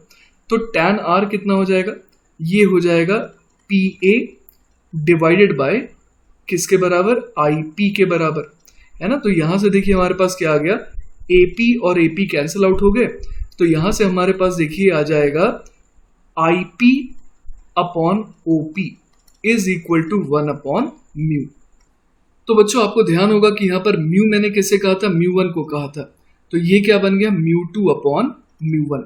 तो हमारे पास एक बहुत इंपॉर्टेंट फॉर्मूला आ गया, mu two upon mu one is equal to i p क्या हो जाएगा, आई पी हो जाएगा अपेरेंट, है ना, apparent depth divided bye OP को हम लोग क्या लिखेंगे, ओपी को लिखेंगे रियल डेप्थ। तो हमारे पास एक बहुत ज्यादा इंपॉर्टेंट रिलेशन आ गया, और वो क्या है, apparent depth upon real depth is equal to mu two upon mu one. अब ये म्यू2 कौन सा मीडियम है ना, जो मीडियम नंबर 2 है यहां पर ऑब्जर्वर है ना, और जो मीडियम नंबर 1 है वहां पर कौन है, वहां पर ऑब्जेक्ट है, ठीक है। तो बच्चों आप क्या याद रख सकते हैं कि mu two upon mu one is equal to apparent depth upon real depth, और यहां पर मीडियम नंबर 2 में ऑब्जर्वर होता है, ठीक है। और साथ ही साथ यहां पर हम लोगों ने वाटर और एयर का केस देखा, तो उस केस में हमारे पास क्या रिजल्ट आ रहा है, उस केस में हमारे पास जो रिजल्ट आ रहा है वो आ रहा है कि I P upon O P is equal to 1 upon mu, मतलब कि apparent depth divided by real depth, है ना, ये किसके बराबर आ रहा है, ये 1 अपॉन म्यू के बराबर आ रहा है। तो यहां पर हम लोग देख पा रहे हैं बच्चों कि जो अपेरेंट डेप्थ है ना, बहुत ही लॉजिकली हम लोग चलेंगे, अपेरेंट डेप्थ जो है वो क्या आ रहा है, real depth divided by mu. और हम लोग जानते हैं कि म्यू की वैल्यू कैसी होती है, म्यू की वैल्यू जो है जनरली हम लोग देखते हैं कि 1 से बड़ी होती है ना। तो म्यू जो है 1 से अगर बड़ा है तो उस केस में हम लोग देख पा रहे हैं कि अपेरेंट डेप्थ क्या होगा, अपेरेंट डेप्थ छोटा होगा as compare to real depth. और यही तो होता है पानी और एयर के केस में, अगर आप एयर से किसी मछली को ऑब्जर्व कर रहे हैं तो जो आपको मछली की अपेरेंट डेप्थ दिखाई देती है वो क्या होती है, वो कम होती है as compare to real depth, ठीक है। इसके अलावा बच्चों अगर आप फिगर नंबर बी को देखेंगे तो भी रिजल्ट यही आएगा। क्या रिजल्ट आएगा आइए देखते हैं, म्यू1 इंटू, है ना, हम लोग देख सकते हैं mu one into sine i has to be equal to mu two into sine of r, है ना। और साइन आई को अगेन हम लोग क्या लिख सकते हैं, टैन आई लिख सकते हैं। तो यहां से क्या आ गया, mu one multiplied by tan i कितना हो जाएगा, वो हो जाएगा A P divided by O p has to be equal to mu two multiplied by sine r. अब साइन आर कितना हो जाएगा, वो ऑलमोस्ट टैन आर के बराबर हो जाएगा। तो यहां पर मैं लिख देता हूं A P upon I P. तो देखिए यहां से भी ए पी कैंसिल आउट हो गया, और हमारे पास क्या आ गया, mu two upon mu one, mu two upon mu one is equal to i P upon O P. और यहां पर आई पी क्या है, आई पी जो है वो अपेरेंट डेप्थ है, और ओपी क्या है, ओपी जो है वो रियल डेप्थ है। तो रिलेशन देखिए दोनों केसेस में बिल्कुल सेम आ रहा है, लेकिन फर्क किस जगह आ रहा है, तो फर्क इस जगह आ रहा है कि जो सेकंड वाला केस है जो अभी अभी हम लोग डील कर रहे हैं, उस केस में जो अपेरेंट डेप्थ है वो ज्यादा आएगा। क्यों, क्योंकि म्यू2 जो है वो ज्यादा है एज कंपेयर टू म्यू1, ठीक है। तो इस केस को बच्चों हम लोग किससे कंपेयर कर सकते हैं, इस केस को कंपेयर कर सकते हैं कि मान लीजिए जो म्यू1 है उसकी वैल्यू 1 है और जो म्यू2 है उसकी वैल्यू म्यू है, है ना, मतलब कि ऊपर वाला मीडियम लेटर से एयर है और जो नीचे वाला मीडियम है वो वाटर है। तो अगर ऐसा हो कि यहाँ पर कोई बर्ड हो, है ना, और यहाँ पर कोई फिश जो है इस बर्ड को ऑब्जर्व कर रही हो, लेकिन किस तरीके से ऑब्जर्व कर रही हो कि ऑलमोस्ट जो फिश है वो यहाँ पर रहे, है ना, फिश जो है वो यहाँ पर रहे। यहाँ पर होने का मतलब क्या हो गया कि वो ऑलमोस्ट कौन सी रेज को कैच कर रहा है, उन रेज को कैच कर रहा है जो बर्ड से निकल करके आ रही है और बिल्कुल ऑलमोस्ट, है ना, जो almost zero angle of incidence बना रही है ना, ऑलमोस्ट जो एंगल ऑफ इंसिडेंस है वो कैसा हो रहा है, ऑलमोस्ट जीरो जैसा हो रहा है। ठीक है, तो ऐसी रेस को कैच करके जब फिश बर्ड को ऑब्जर्व करेगी तो फिश को लगेगा कि बर्ड जो है वो थोड़ा ऊपर है। ठीक है, तो बच्चों नेक्स्ट टॉपिक पर आ जाते हैं जो कि है पैरेंट शिफ्ट। हम लोग जैसे कि देख पा रहे हैं बच्चों पहले डायग्राम में कि ऑब्जेक्ट यहां पर था, है ना, ऑब्जेक्ट ये रहा और उसकी इमेज जो है वो कैसी हो गई, it has got shifted closer to the eye. और अगर ये निकालना चाहते हैं कि कितने अमाउंट से शिफ्ट करी तो हम लोग यहां पर क्या बोल देंगे कि the image shifts closer to eye by an amount O I is equal to PO minus P I, है ना, इतने अमाउंट से ही वो जो इमेज है वो आंखों के पास शिफ्ट हुई है। तो अगर मैं ओ आई की वैल्यू निकालू तो ओ आई बराबर क्या लिख दूंगा, PO minus P I. PO minus P I को लिखने का एक और तरीका क्या हो जाएगा, PO minus P I will be equal to PO minus P I into PO upon PO. तो देखिए ये किस में कन्वर्ट हो जा रहा है, 1 माइनस पी आई अपॉन पीओ इंटू पीओ। अब पी आई क्या है, पी आई है अपैरेंट डेप्थ, पीओ क्या है, पीओ है रियल डेप्थ। और हमें पता है बच्चों कि apparent depth upon real depth ये किसके बराबर होता है, mu two upon mu one के। तो ये फर्दर किस में कन्वर्ट हो जा रहा है, 1 minus mu two upon mu one, है ना। और साथ ही साथ पीओ को लेटर से डेल्टा, पीओ को जो है हम लोग टी कॉल कर दे रहे हैं, है ना। पीओ क्या है, पीओ जो है उसे मैं टी कॉल कर रहा हूं।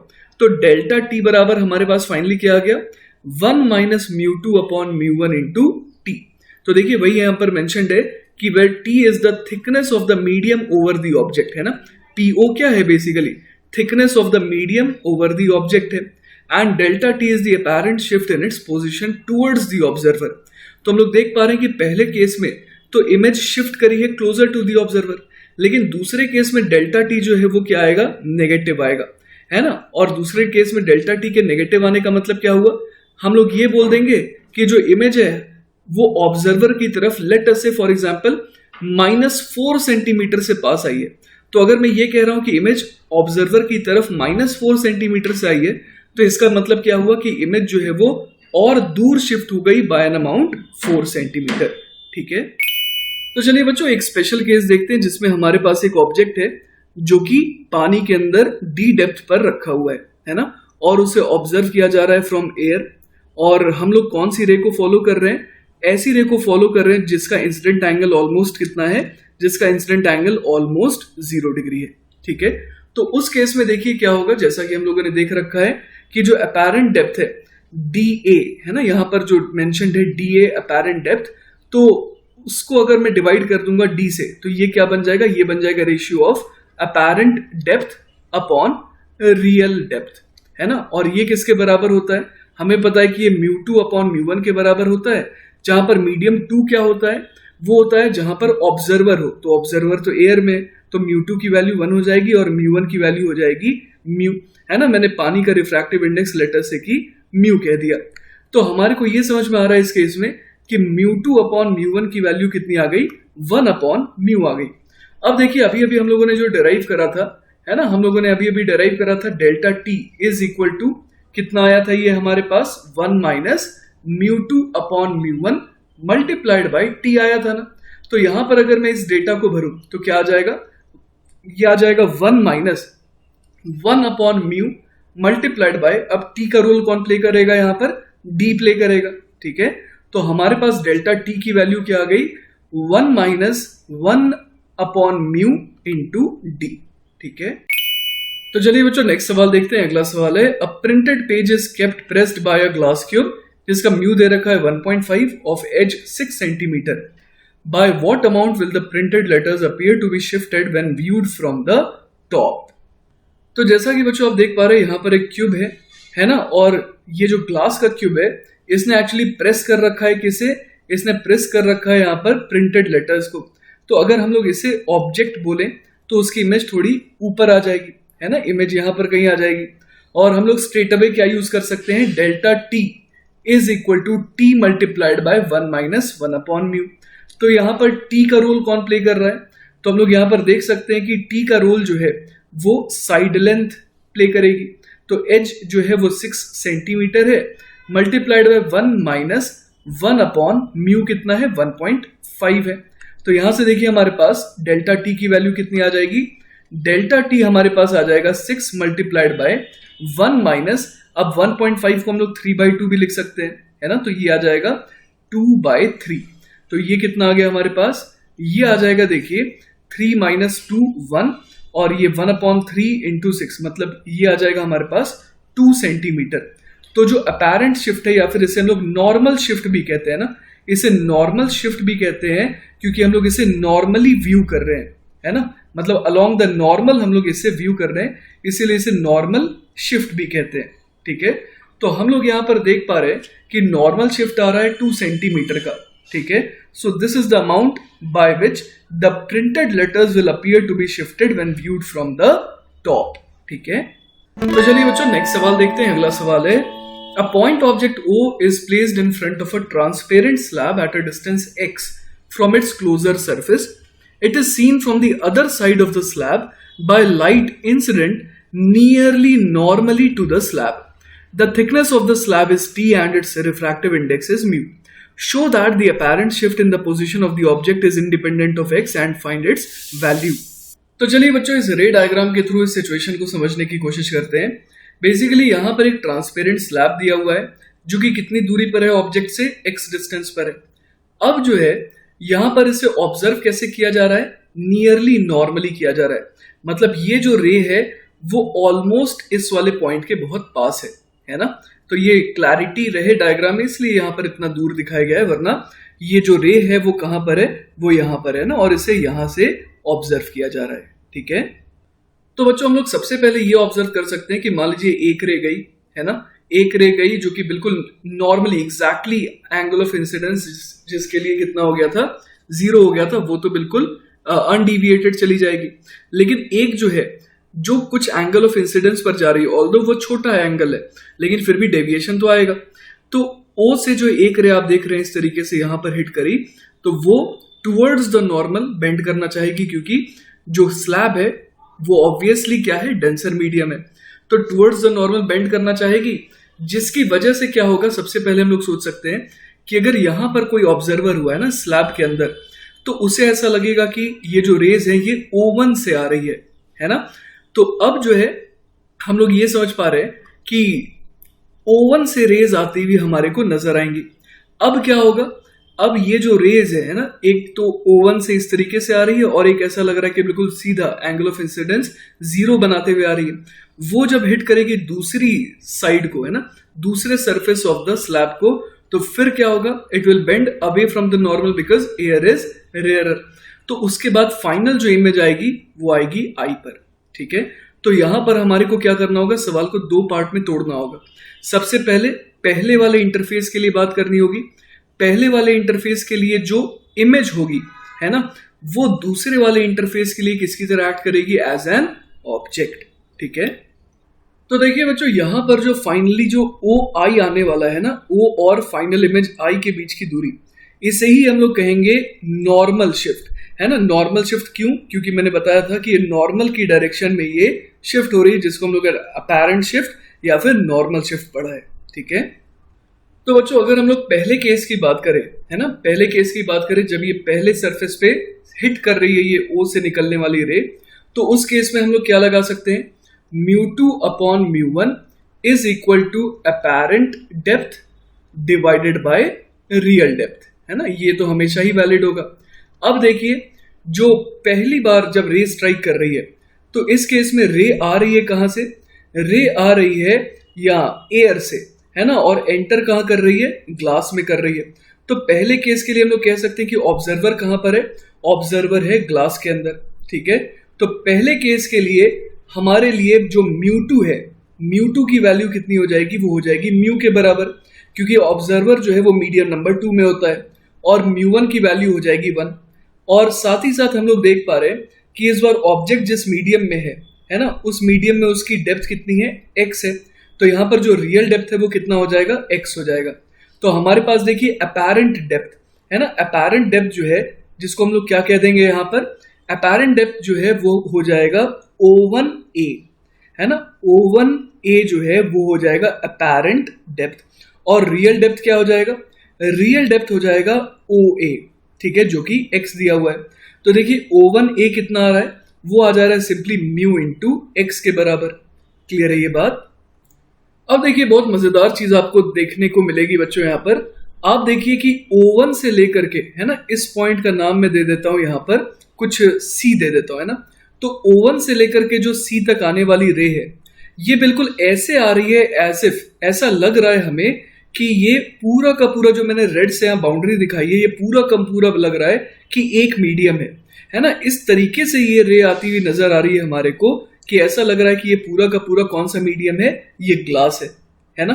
तो यहां पर हम लोग कह सकते हैं कि ये रेड बाउंड्री वाला रीजन पूरा का पूरा बिहेव कर रहा है नहीं, पूरा का पूरा बिहेव कर रहा है एज ग्लास, और इसके बाहर का रीजन बिहेव कर रहा है एज एयर। खैर वो तो है ही, है ना। तो हम लोग सेकेंड इंटरफेस की जब बात करेंगे, बहुत ध्यान से देखिएगा बच्चों, हम लोग जब सेकेंड इंटरफेस की बात करेंगे तो हम लोग फिर से क्या यूज करेंगे, μ2 upon μ1 is equal to apparent depth divided by real depth, है ना। तो यहां पर हम लोग देख सकते हैं बच्चों कि इस बार ऑब्जर्वर कहां है, इस बार ऑब्जर्वर एयर में है। तो μ2 जो है वो कितना हो जाएगा, वो हो जाएगा 1, और μ1 इस बार μ1 को हम लोग म्यू लिख देंगे क्योंकि रे ऐसा लग रहा है कहां से आ रही है, वो आ रही है ग्लास से। तो बच्चों अब हम लोग बात करते हैं रियल डेप्थ की, है ना। तो रियल डेप्थ क्या हो जाएगा, आप ऐसे सोचिए कि अगर ये पूरा का पूरा रेड बाउंड्री जो मैंने दिखाई है ये अगर एक ग्लास स्लैब होता तो क्या होता, अगर ऑब्जेक्ट O1 पर होता तो उससे एक रे ऐसी निकलती हुई दिखाते हम लोग जो C पे हिट करती, और एक रे B पे हिट करती हुई दिखाते, है ना। बिल्कुल यही डायग्राम बनता वहां पर। तो जो ऑब्जर्वर बाहर है उसको जब रेज वैसी ही आती हुई दिखाई दे रही है एज इफ कि ये पूरा का पूरा एक ग्लास स्लैब है, तो वो तो यही मानेगा ना कि ये पूरा का पूरा एक ग्लास स्लैब है ना। तो उसके लिए रियल डेप्थ क्या हो जाएगी इस ऑब्जर्वर के लिए, वो कहेगा कि रियल डेप्थ जो है वो O1B है, और उसे इमेज इस O1 की कहां दिखाई देगी, वो I पर दिखाई दे रही है जैसा कि रे डायग्राम हमें बता रहा है। तो हम लोग क्या बोलेंगे कि अपैरेंट डेप्थ क्या हो गया, वो हो जाएगा BI, है ना। तो यहां मैं लिख देता हूं BI। तो ये हो जाएगा बेसिकली अपैरेंट डेप्थ, और O1B क्या कहलाएगा, रियल डेप्थ। तो बच्चों अगर हम लोग यहाँ पर BI निकालना चाह रहे हैं ना, अगर BI निकालना चाहें तो कैसे निकालेंगे, हम लोग बोल देंगे कि BI की वैल्यू हो जाएगी O1B अपॉन म्यू, है ना, इसके बराबर हो जाएगी। अब O1B को हम लोग क्या बोल सकते हैं, O1B जो है वो बेसिकली हमारे को समझ में आ रहा है कि किसके बराबर हो जाएगा, वो हो जाएगा O1A प्लस AB, है ना, इसके बराबर हो जाएगा, और डिवाइड बाय म्यू तो करना ही है। तो जैसा कि बच्चों हम लोग देख पा रहे हैं कि O1A की वैल्यू μx है, तो यहां मैं μx भर देता हूं, प्लस AB की लेंथ कितनी दे रखी है, वो t दे रखी है, तो यहां मैं t लिख देता हूं, होल डिवाइडेड बाय म्यू तो आएगा ही। खैर तो यहां से देखिए हमारे पास BI कितना आ गया, वो आ गया हमारे पास x plus t upon mu के बराबर। तो अब देखिए बच्चों सवाल में पूछा क्या गया था, सवाल में हमसे नॉर्मल शिफ्ट पूछा गया था, है ना। तो जो नॉर्मल शिफ्ट है वो क्या हो जाएगा कि ऑब्जेक्ट जो O था वो कितना शिफ्ट किया, तो OI बेसिकली अपने को निकालना था, ठीक है। तो OI निकालने के लिए क्या कर सकते हैं, हम लोगों ने ऑलरेडी क्या निकाल रखा है, हम लोगों ने देखिए BI निकाल रखा है। तो अगर मैं एक काम करूं, OB में से BI को घटा दूं तो वो OI दे देगा ना। तो यहां पर एक काम करते हैं, OB में से क्या घटा दे, BI घटा देते हैं।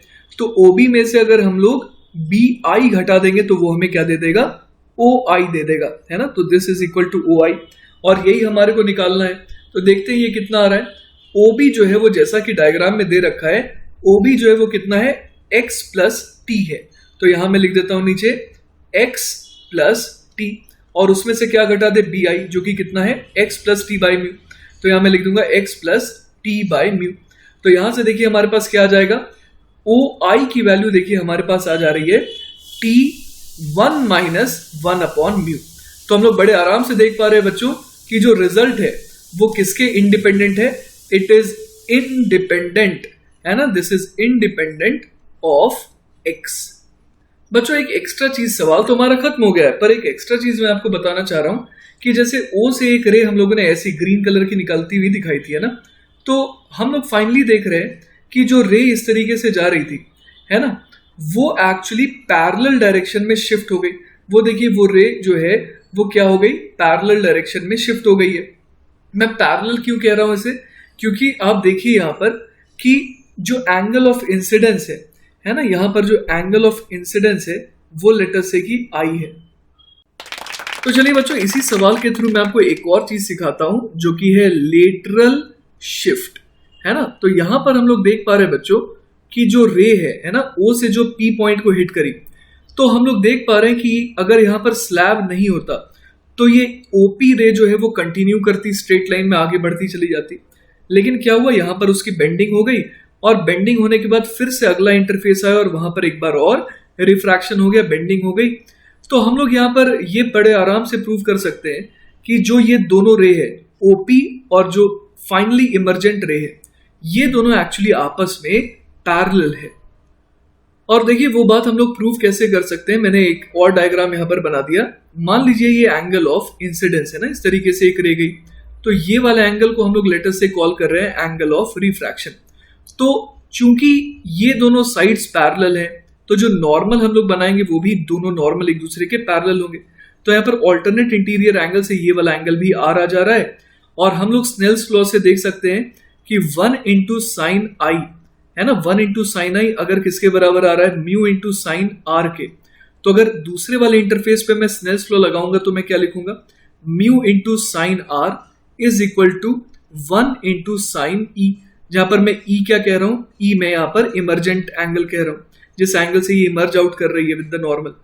तो हम लोग देख पा रहे हैं कि दोनों इक्वेशन को कंपेयर करें तो ई बराबर क्या आ जा रहा है, आई आ जा रहा है, जिसका मतलब क्या हो गया कि दोनों इंसिडेंट रे और फाइनली जो इमर्जेंट रे वो क्या है, आपस में पैरेलल है ना। तो हम लोग यहाँ पर बड़े आराम से प्रूव कर दिए कि ओपी जो है वो फाइनली इमर्जेंट रे के क्या आ गई, पैरेलल आ गई। तो अब हम लोग यहाँ पर एक और चीज निकाल सकते हैं कि आखिर ये जो दोनों पैरेलल रेज के बीच में दूरी है ना, उसे हम लोग कहते हैं लेटरल शिफ्ट, कि कितने से ये लेटरली शिफ्ट करी है। तो ये जो डिस्टेंस है ये निकालना बहुत आसान है। अगर इस डिस्टेंस को मैं एल कह दे रहा हूं तो देखिए यहां पर सिंपल मैथमेटिक्स यूज करके हम लोग एल निकाल सकते हैं। पी पॉइंट से मैंने क्या करा, एक परपेंडिकुलर ड्रॉप करा, फाइनल इमर्जेंट रे को मैंने बैकवर्ड प्रोड्यूस करके उसके ऊपर। तो अब ये जो लेंथ है इसी को तो मैं एल कह रहा हूं।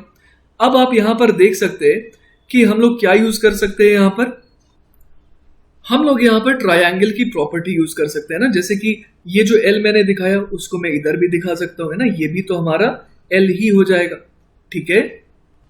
और एक काम करते हैं, इस पॉइंट का नाम क्यू दे देता हूं मैं, है ना, ताकि हमारे को क्या ट्रायंगल दिखे, हमारे को ट्रायंगल ओ क्यू आई दिखे।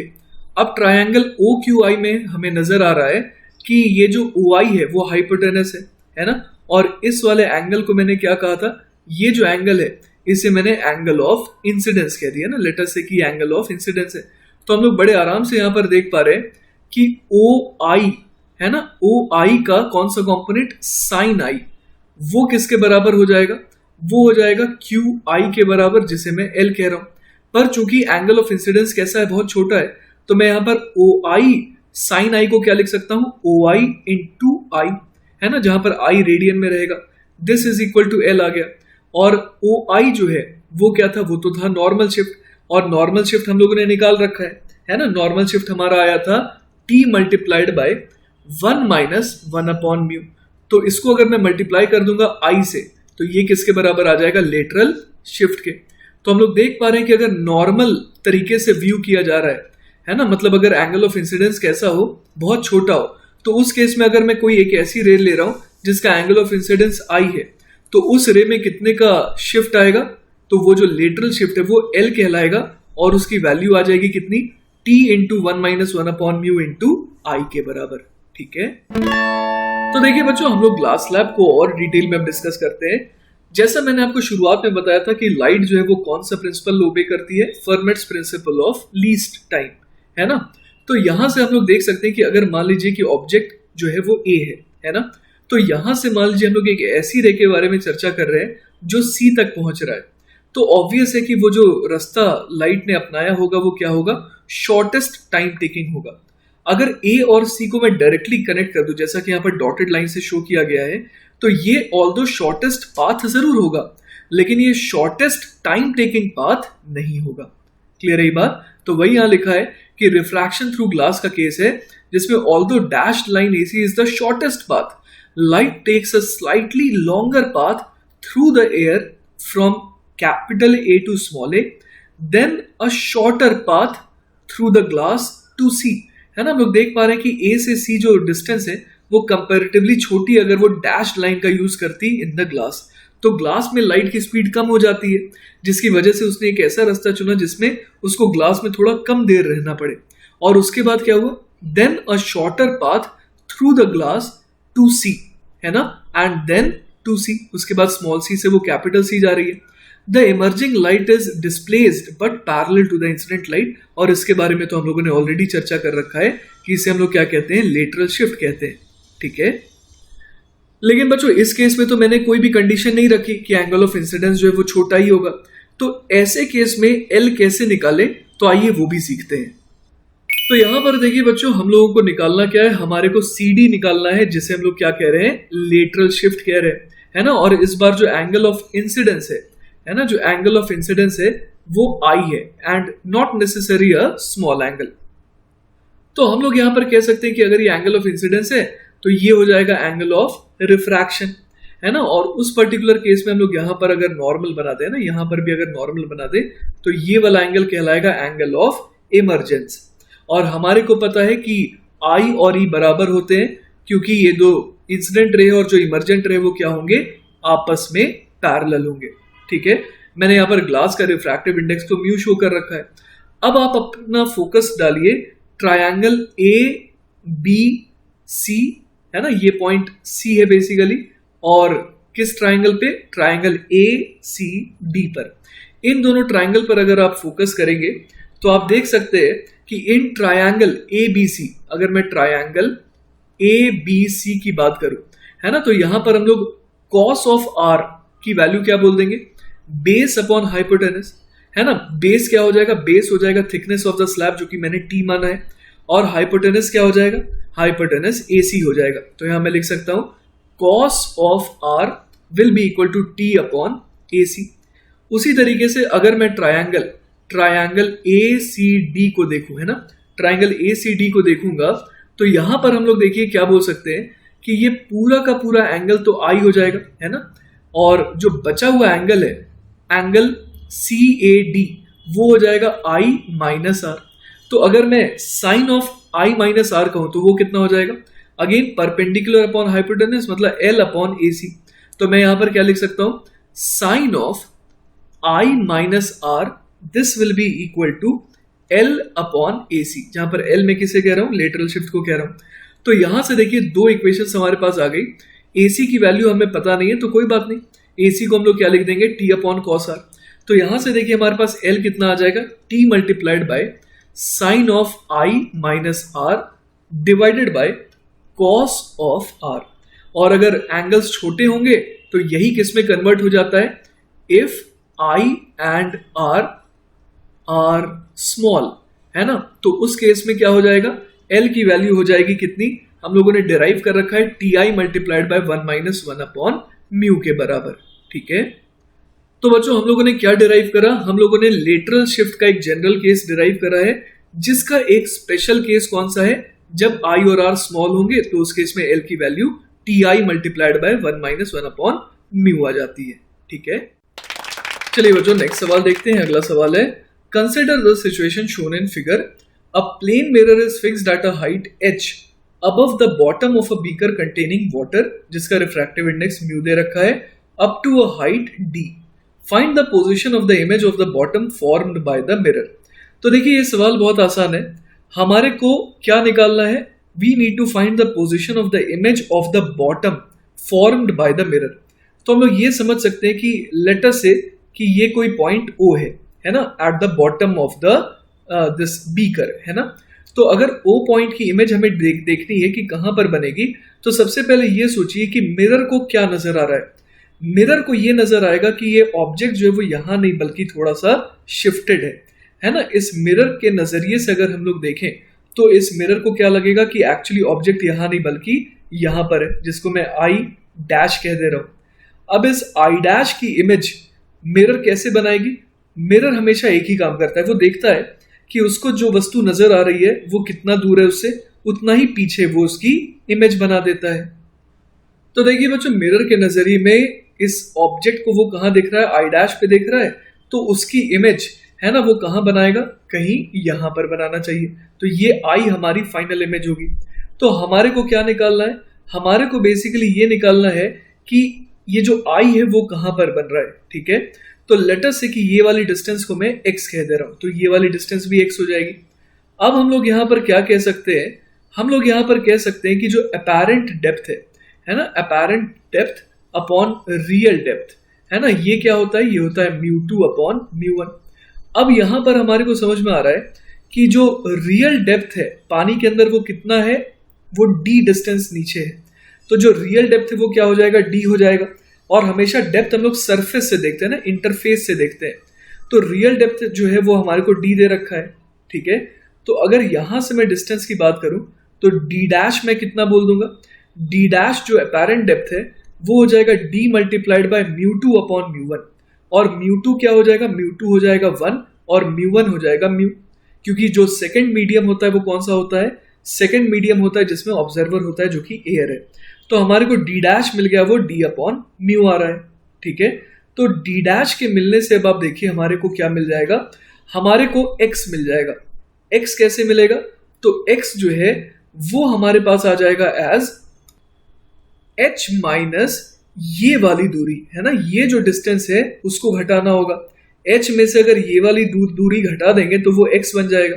तो ये वाली डिस्टेंस कितनी हो जाएगी? d minus d dash. तो यहां से कितना आ जाएगा? देखिए h minus d minus minus plus हो जाएगा, d डैश हो जाएगा d अपॉन म्यू। करेक्ट। तो बच्चों इसी के साथ हमारा जवाब क्या आ गया कि जो इमेज है ना, वो कहां बनेगी? It will be formed behind the mirror at a distance x is equal to h minus d plus d upon mu।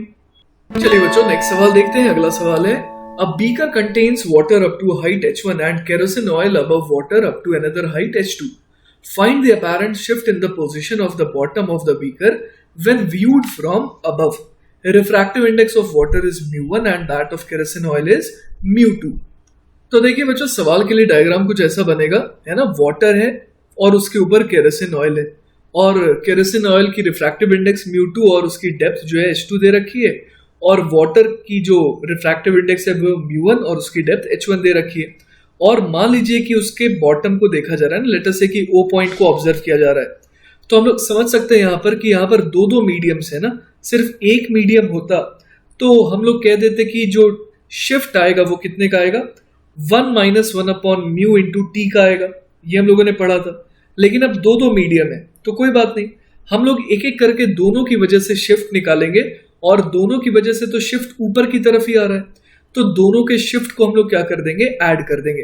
तो यहां पर हम लोग ऐसे लिख सकते हैं बच्चों कि apparent shift of the bottom due to water वो कितना आ जाएगा? तो हम लोग यहां पर लिख सकते हैं अपेरेंट शिफ्ट, है ना, अपेरेंट शिफ्ट किसकी वजह से? Due to water. वो आ जाएगा हमारे पास डेल्टा T1, और उसकी वैल्यू हम लोग कितनी लिख देंगे? वो हम लोग लिख सकते हैं h1 multiplied by 1 minus 1 upon μ1।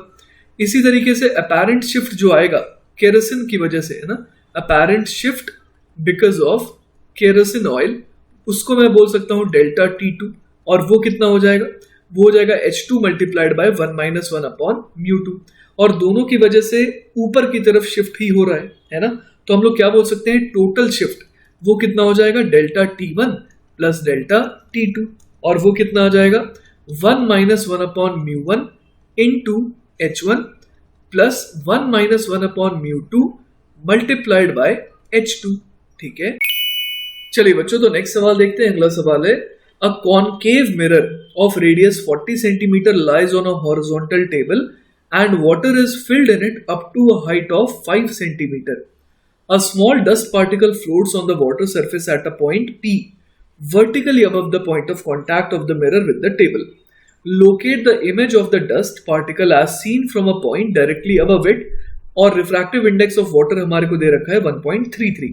तो हम लोग देख सकते हैं कि यहाँ पर ये जो है ना पानी भरा हुआ है ना, इस तरीके से यहाँ पर पानी भरा हुआ है। और किसे देखना चाह रहा है ये ऑब्जर्वर? ये ऑब्जर्वर इस पार्टिकल पी की इमेज देखना चाह रहा है। ठीक है, तो देखिए बच्चों, हम लोग क्या समझ सकते हैं कि क्या होने वाला है इस बार।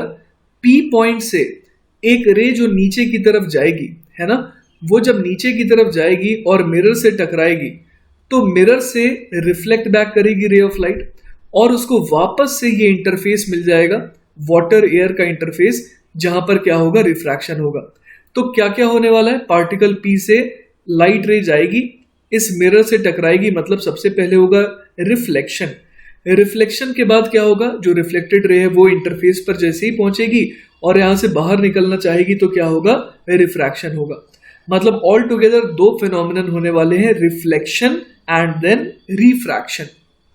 तो देखिए बच्चों क्या हो रहा है, पी पॉइंट से यहां पर दो रे मैंने दिखाई है, एक रे टकराई यहां पर और एक रे टकराई यहां पर, फिर वो रिफ्लेक्ट कर जाएगी, है ना, रिफ्लेक्ट करेगी, और फिर क्या होगा उसके साथ, वो जब इस इंटरफेस से बाहर निकलने की कोशिश करेगी तो वो क्या हो जाएगी, away from the normal bend करेगी, क्योंकि बाहर वाला जो मीडियम है, जो एयर है, वो रेयरर है।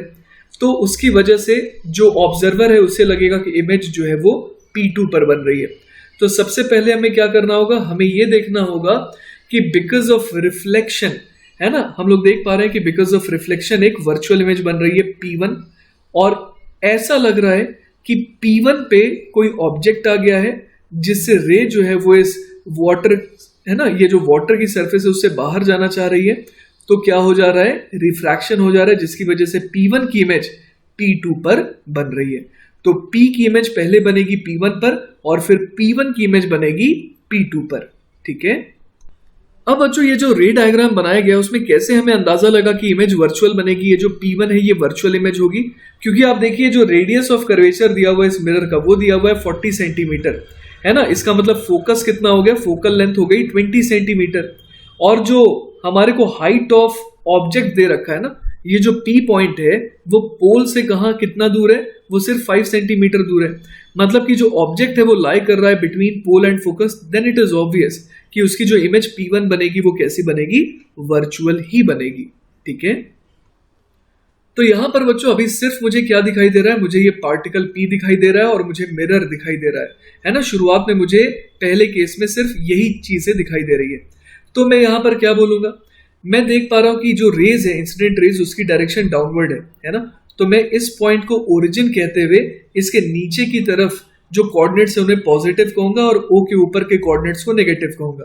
तो U यहां से मेरे पास कितना आ जा रहा है, U आ जा रहा है -5 सेंटीमीटर। फिर F जो है वो कितना आ जा रहा है, वो आ जा रहा है -20 सेंटीमीटर, है ना, क्योंकि रेडियस दिया हुआ है अपने को 40, तो फोकल लेंथ -20 आ जाएगा कॉनकेव मिरर के लिए। तो यहां से हम लोग क्या निकाल सकते हैं, यहां से हम लोग V निकाल सकते हैं। तो using 1/v + 1/u = 1/f, 1/v कितना आ गया मेरे पास, 1/-20 -1/-5, है ना। तो यहां से हमारे पास आ गया ये कितना, 1/v की वैल्यू देखिए आ जा रही है हमारे पास 1/5 -1/20। तो इससे मैं बोल सकता हूँ 4/20 - 1/20 मतलब कि 3/20। तो यहां से देखिए v कितना आ जा रहा है, v आ जा रहा है 20/3 सेंटीमीटर। तो ये v किसके लिए है, P1 के लिए है।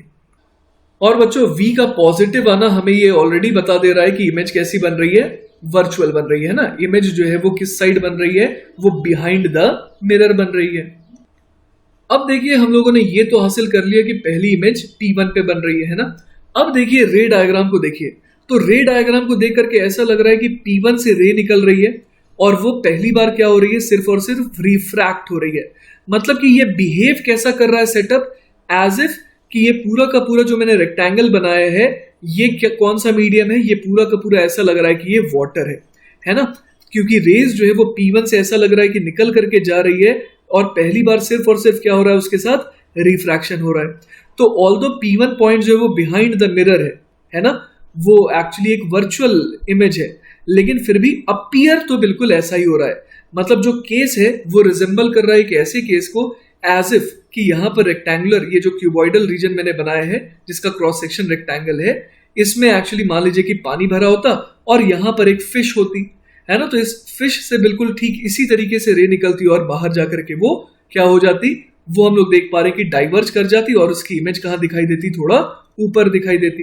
तो इसका यूज करके हम लोग देखिए क्या बोल सकते हैं, यहाँ पर हम लोग सिंपली बोल सकते हैं कि हमारे लिए जो रियल डेप्थ हो गया वो क्या हो गया, वो हो गया PP1 है ना। तो हम लोग यहां पर क्या यूज कर सकते हैं, apparent depth divided by real depth है ना। यही फॉर्मूला मैं एकमात्र याद रखता हूं, apparent depth upon real depth is equal to μ2 upon μ1।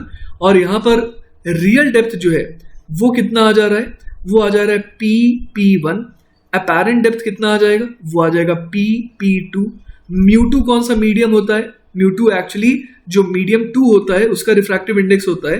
तो यहां पर हम लोग कह सकते हैं कि जो मीडियम 2 है उसमें ऑब्जर्वर होता है, ऑब्जर्वर एयर में है तो उसका रिफ्रैक्टिव इंडेक्स 1 हो जाएगा और μ1 की वैल्यू μ हो जाएगी which is I think 1.33 given है ना, वाटर का रिफ्रैक्टिव इंडेक्स 1.33 है।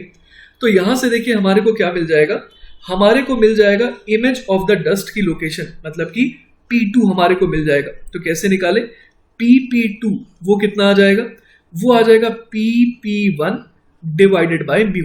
अब PP1 कैसे निकाले, तो हमारे को ये जो ओरिजिन था, ओरिजिन से P1 की दूरी पता लग चुकी थी है ना। ओरिजिन और P1 के बीच में जो दूरी थी वो एक्चुअली आ रही थी कितनी, 20/3 सेंटीमीटर है ना। तो ये दूरी मैं यहां पर चलिए दिखा देता हूं कि कौन सी दूरी है ये है बेसिकली O और P1 के बीच की दूरी, ठीक है। और उसके अलावा मुझे P और O के बीच की दूरी पता ही है, वो 5 सेंटीमीटर थी। तो PP1 कितना हो जाएगा, वो हो जाएगा 5 प्लस 20/3 और इसको डिवाइड कर देंगे किससे, म्यू से, जो कि 1.33 दिया है, मतलब कि ये 4/3 दिया हुआ है। तो यहां से देखिए बच्चों हमारे पास PP2 कितना आ जाएगा, वो आ जाएगा 15 प्लस 20 है ना, मतलब कि 35/3 और इधर भी 3 है तो ये हो गया 35/4 है ना। तो ये 35/4 ये आ गई PP2 की वैल्यू, ठीक है। तो अगर मैं इसको कैलकुलेट करूं तो ये कितना आ जाएगा, ये आ जाएगा 4 8 32, फिर 30 गया तो ये हो जाएगा 8.75 सेंटीमीटर। तो हमारा जवाब क्या हो जाएगा कि जो इमेज है ना, फाइनली जो इमेज जो ऑब्जर्वर को दिखाई दे रही है वो कहां पर है, वो वाटर की सरफेस से 8.75 सेंटीमीटर नीचे है। So 8.75 centimetre below the surface is our final answer. चलिए बच्चों आ जाते हैं नेक्स्ट सवाल पे, और अगला सवाल है, an object is placed 21 centimeter in front of a concave mirror of radius of curvature 20 centimeter. A glass slab of thickness 3 centimeter and refractive index 1.5 is placed close to the mirror in the space between the object and the mirror. Find the position of the final image formed. The distance of the nearer surface of the slab from the mirror is 10 centimeter. तो देखिए बच्चों कुछ इस तरीके का case है ना, centre of curvature से 1 सेंटीमीटर और पीछे बियॉन्ड सेंटर ऑफ कर्वेचर है ना ऑब्जेक्ट रखा हुआ है। तो हम लोग देख पा रहे हैं कि ऑब्जेक्ट और पोल के बीच में कितनी दूरी है, 21 सेंटीमीटर की, और between the object and the mirror क्या है, एक रेक्टेंगुलर ग्लास स्लैब है ना, और उसकी थिकनेस 3 सेंटीमीटर दी हुई है और रिफ्रैक्टिव इंडेक्स जो है वो म्यू इक्वल टू 1.5 दे रखा है। हमसे क्या बोला गया है कि फाइनल जो इमेज है उसको लोकेट करिए, और साथ ही साथ ये भी दिया हुआ है कि the distance of the nearer surface of the slab from the mirror is 10 centimetre है ना। मतलब कि हमारे को ये दे रखा है कि जो स्लैब की जो नियरर सरफेस है मिरर से है ना, ये वाली डिस्टेंस कितनी दे रखी है, 10 सेंटीमीटर दे रखी है, ठीक है।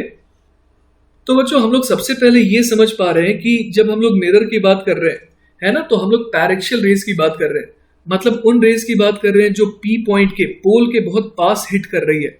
मतलब अगेन यहां पर हम लोग क्या यूज कर सकते हैं, यहां पर हम लोग नॉर्मल शिफ्ट का यूज कर सकते हैं, क्योंकि क्या होगा कि स्लैब के प्रेजेंस की वजह से है ना, स्लैब के प्रेजेंस की वजह से जो ऑब्जेक्ट है ना वो थोड़ा सा शिफ्टेड दिखाई देगा, राइट। तो ऑब्जेक्ट की जो इमेज है वो एग्जैक्टली इस मिरर को 21 सेंटीमीटर दूर नहीं दिखाई देगी, वो कहां दिखाई देगी, थोड़ी सी आगे शिफ्टेड दिखाई देगी, ठीक है। तो बच्चों जैसा कि आपको पिछला सवाल याद होगा जिसमें हम लोगों ने केरोसिन ऑयल और वाटर का केस लिया था, तो उसमें हम लोगों ने क्या देखा था कि दोनों मीडियम की वजह से जो जो शिफ्ट आएगा उसको ऐड कर देंगे। तो यहां पर हम लोग देख पा रहे हैं कि शिफ्ट जो है सिर्फ और सिर्फ ग्लास स्लैब की वजह से आएगा। तो वो हम लोग देख लेते हैं कितना आ जाएगा। डेल्टा टी बराबर हो जाएगा कितना, टी टाइम्स 1 - 1/μ, है ना। तो यहां से हम लोग देख सकते हैं टी कितना दिया हुआ है, 3 सेंटीमीटर दे रखा है, और उसको मल्टीप्लाई कर देंगे किससे, 1 - 1/μ से।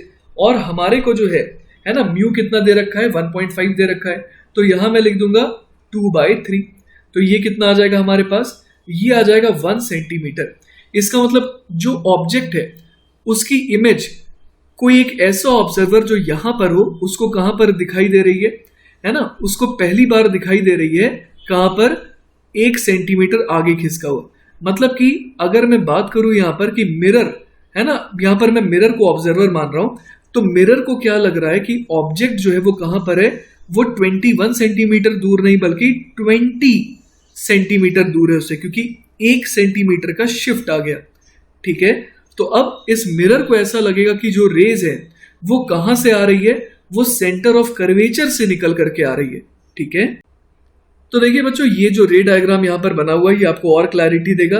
हुआ क्या, ऑब्जेक्ट से रे गई, फिर रिफ्रैक्शन हुआ, और रिफ्रैक्शन होने की वजह से क्या हो रहा है कि यहां पर इस मोमेंट पर अगर कोई ऑब्जर्वर होगा तो उसे ऐसा लगेगा कि रेज जो है उस तक कहां से निकल करके आ रही है, P1 पॉइंट से निकल करके आ रही है। और P1 पॉइंट जो है वो कौन सा पॉइंट है, वो सेंटर ऑफ कर्वेचर भी है। तो यहां पर कोई इंसान अगर रहे तो उसको ऐसा लगेगा कि ये जो रे है उसकी तरफ जो आ रही है वो आ रही है from the centre of curvature. तो इसका मतलब वो इस मिरर को हिट करेगी नॉर्मली, और अगर नॉर्मली हिट करेगी तो वो एग्जैक्टली रिबाउंड कर जाएगी। और हम लोग जानते हैं principle of reversibility of light से कि अगर कोई रे ऐसे गई ऐसे गई ऐसे गई, तो जब वो उसी रास्ते को वापस से फॉलो करने वाली है ना, अगर यहां से शुरुआत करके इधर आ रही है तो वो अपने रास्ते को रिट्रेस करेगी, और इसका मतलब इमेज जो है वो कहां पर बनेगी, पी पर बनेगी, है ना। तो हमारा फाइनल जवाब क्या हो जाएगा, हमारा फाइनल जवाब ये हो जाएगा कि since the ray is going to retrace its path, तो हम लोग कह सकते हैं कि the final image is formed at P itself. तो जो फाइनल इमेज है वो कहां पर बनेगा, वो बनेगा at 21 centimetre from the mirror. ठीक है, चलिए बच्चों, तो आज के लेक्चर का आखिरी सवाल देखते हैं। सवाल है, find velocity of bird with respect to fish and velocity of fish with respect to bird. और जैसा कि डायग्राम हमें क्लियरली शो कर रहा है कि यहाँ पर एक बर्ड है और एक फिश है। फिश ऑब्वियस रीजंस की वजह से पानी के अंदर है, और चिड़िया जो है वो हवा में उड़ रही है। दोनों की वेलोसिटी डाउनवर्ड दिखाई गई है, और बर्ड की 5 है और फिश की 4 मीटर पर सेकेंड है, और हमारे को वाटर का रिफ्रैक्टिव इंडेक्स 4/3 दे रखा है। तो हमारे को एक एक करके क्या क्या बताने हैं, velocity of bird with respect to fish, मतलब मछली के नजरिए से बर्ड किस रफ्तार से नीचे आ रहा है वो हमें निकालना है, और उसी तरीके से क्या निकालना है, velocity of fish with respect to bird, मतलब कि चिड़िया के नजरिए से मछली की वेलोसिटी क्या है वो भी हमें निकालनी है। ठीक है, तो बच्चों सबसे पहले हम लोग निकालने वाले हैं velocity of bird with respect to fish, मतलब बर्ड को देखा जा रहा है किसके नजरिए से, मछली के नजरिए से।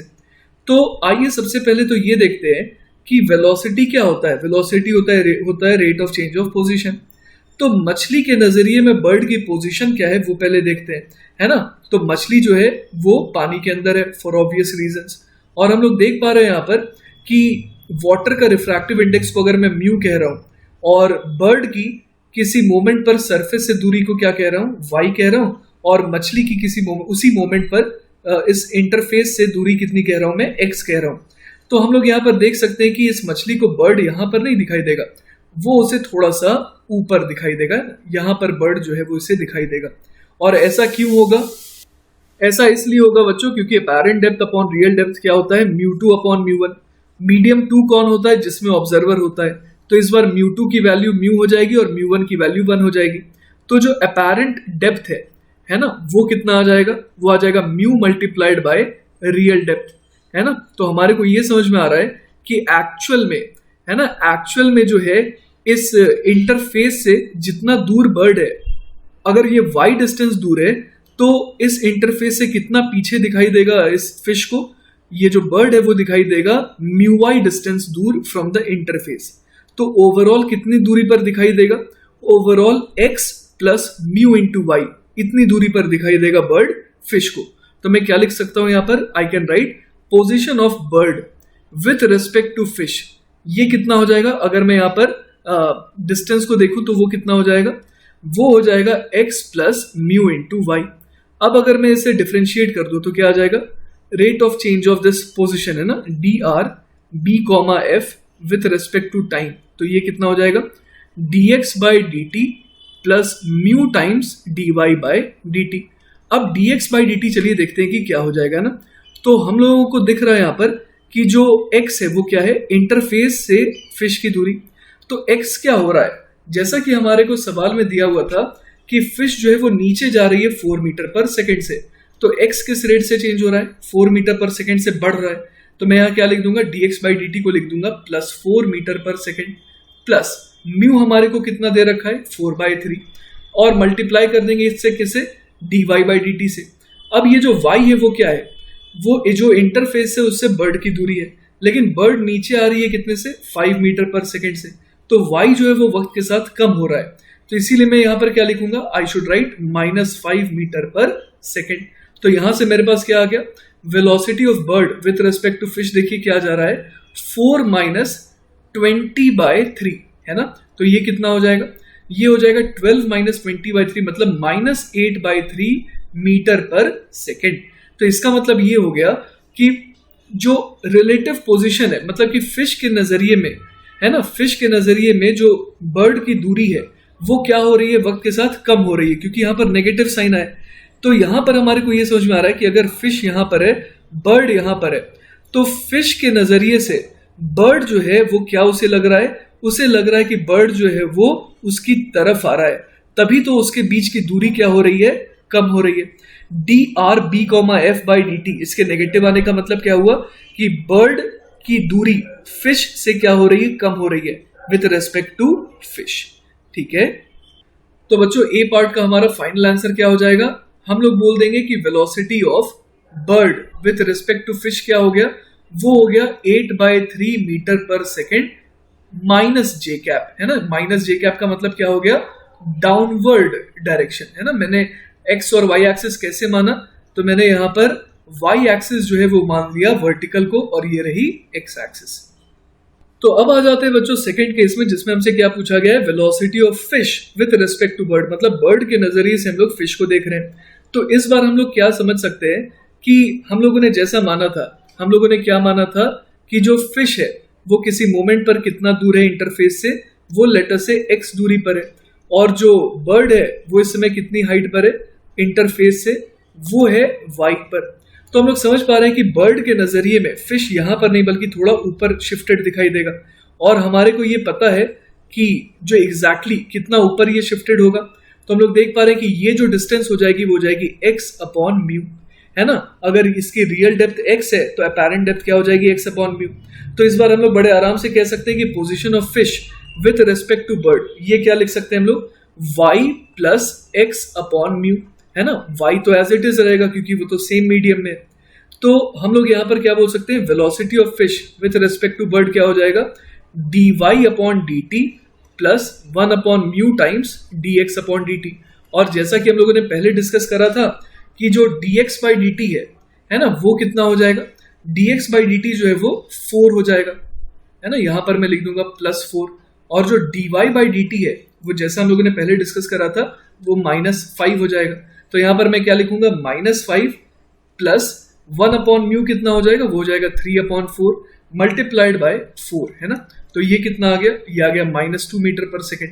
तो यहां पर हम लोग क्या बोल सकते हैं कि velocity of fish with respect to bird वो क्या हो जाएगा, वो हो जाएगा 2 मीटर पर सेकेंड, और डायरेक्शन क्या हो जाएगी, अब ये क्या है, ये है velocity of fish with respect to bird, है ना। मछली की वेलोसिटी बर्ड के नजरिए से, तो अगर बर्ड को ऐसा लग रहा है कि मछली उसके पास आ रहा है, उसके बीच की दूरी कम हो रही है, तो इसका मतलब बर्ड को ऐसा लगेगा कि फिश ऊपर की तरफ आ रही है। तो यहां पर मैं जे कैप लिख दूंगा, है ना। तो velocity of fish with respect to bird क्या आ गया, 2 मीटर पर सेकेंड जे कैप, है ना। तो इस बार भी हमें यही लग रहा है, मतलब कि बर्ड को ऐसा लग रहा है कि बर्ड को ऐसा लगेगा कि फिश जो है वो उसके पास आ रहा है, जिसकी वजह से जो दूरी है वो क्या हो रही है, कम हो रही है।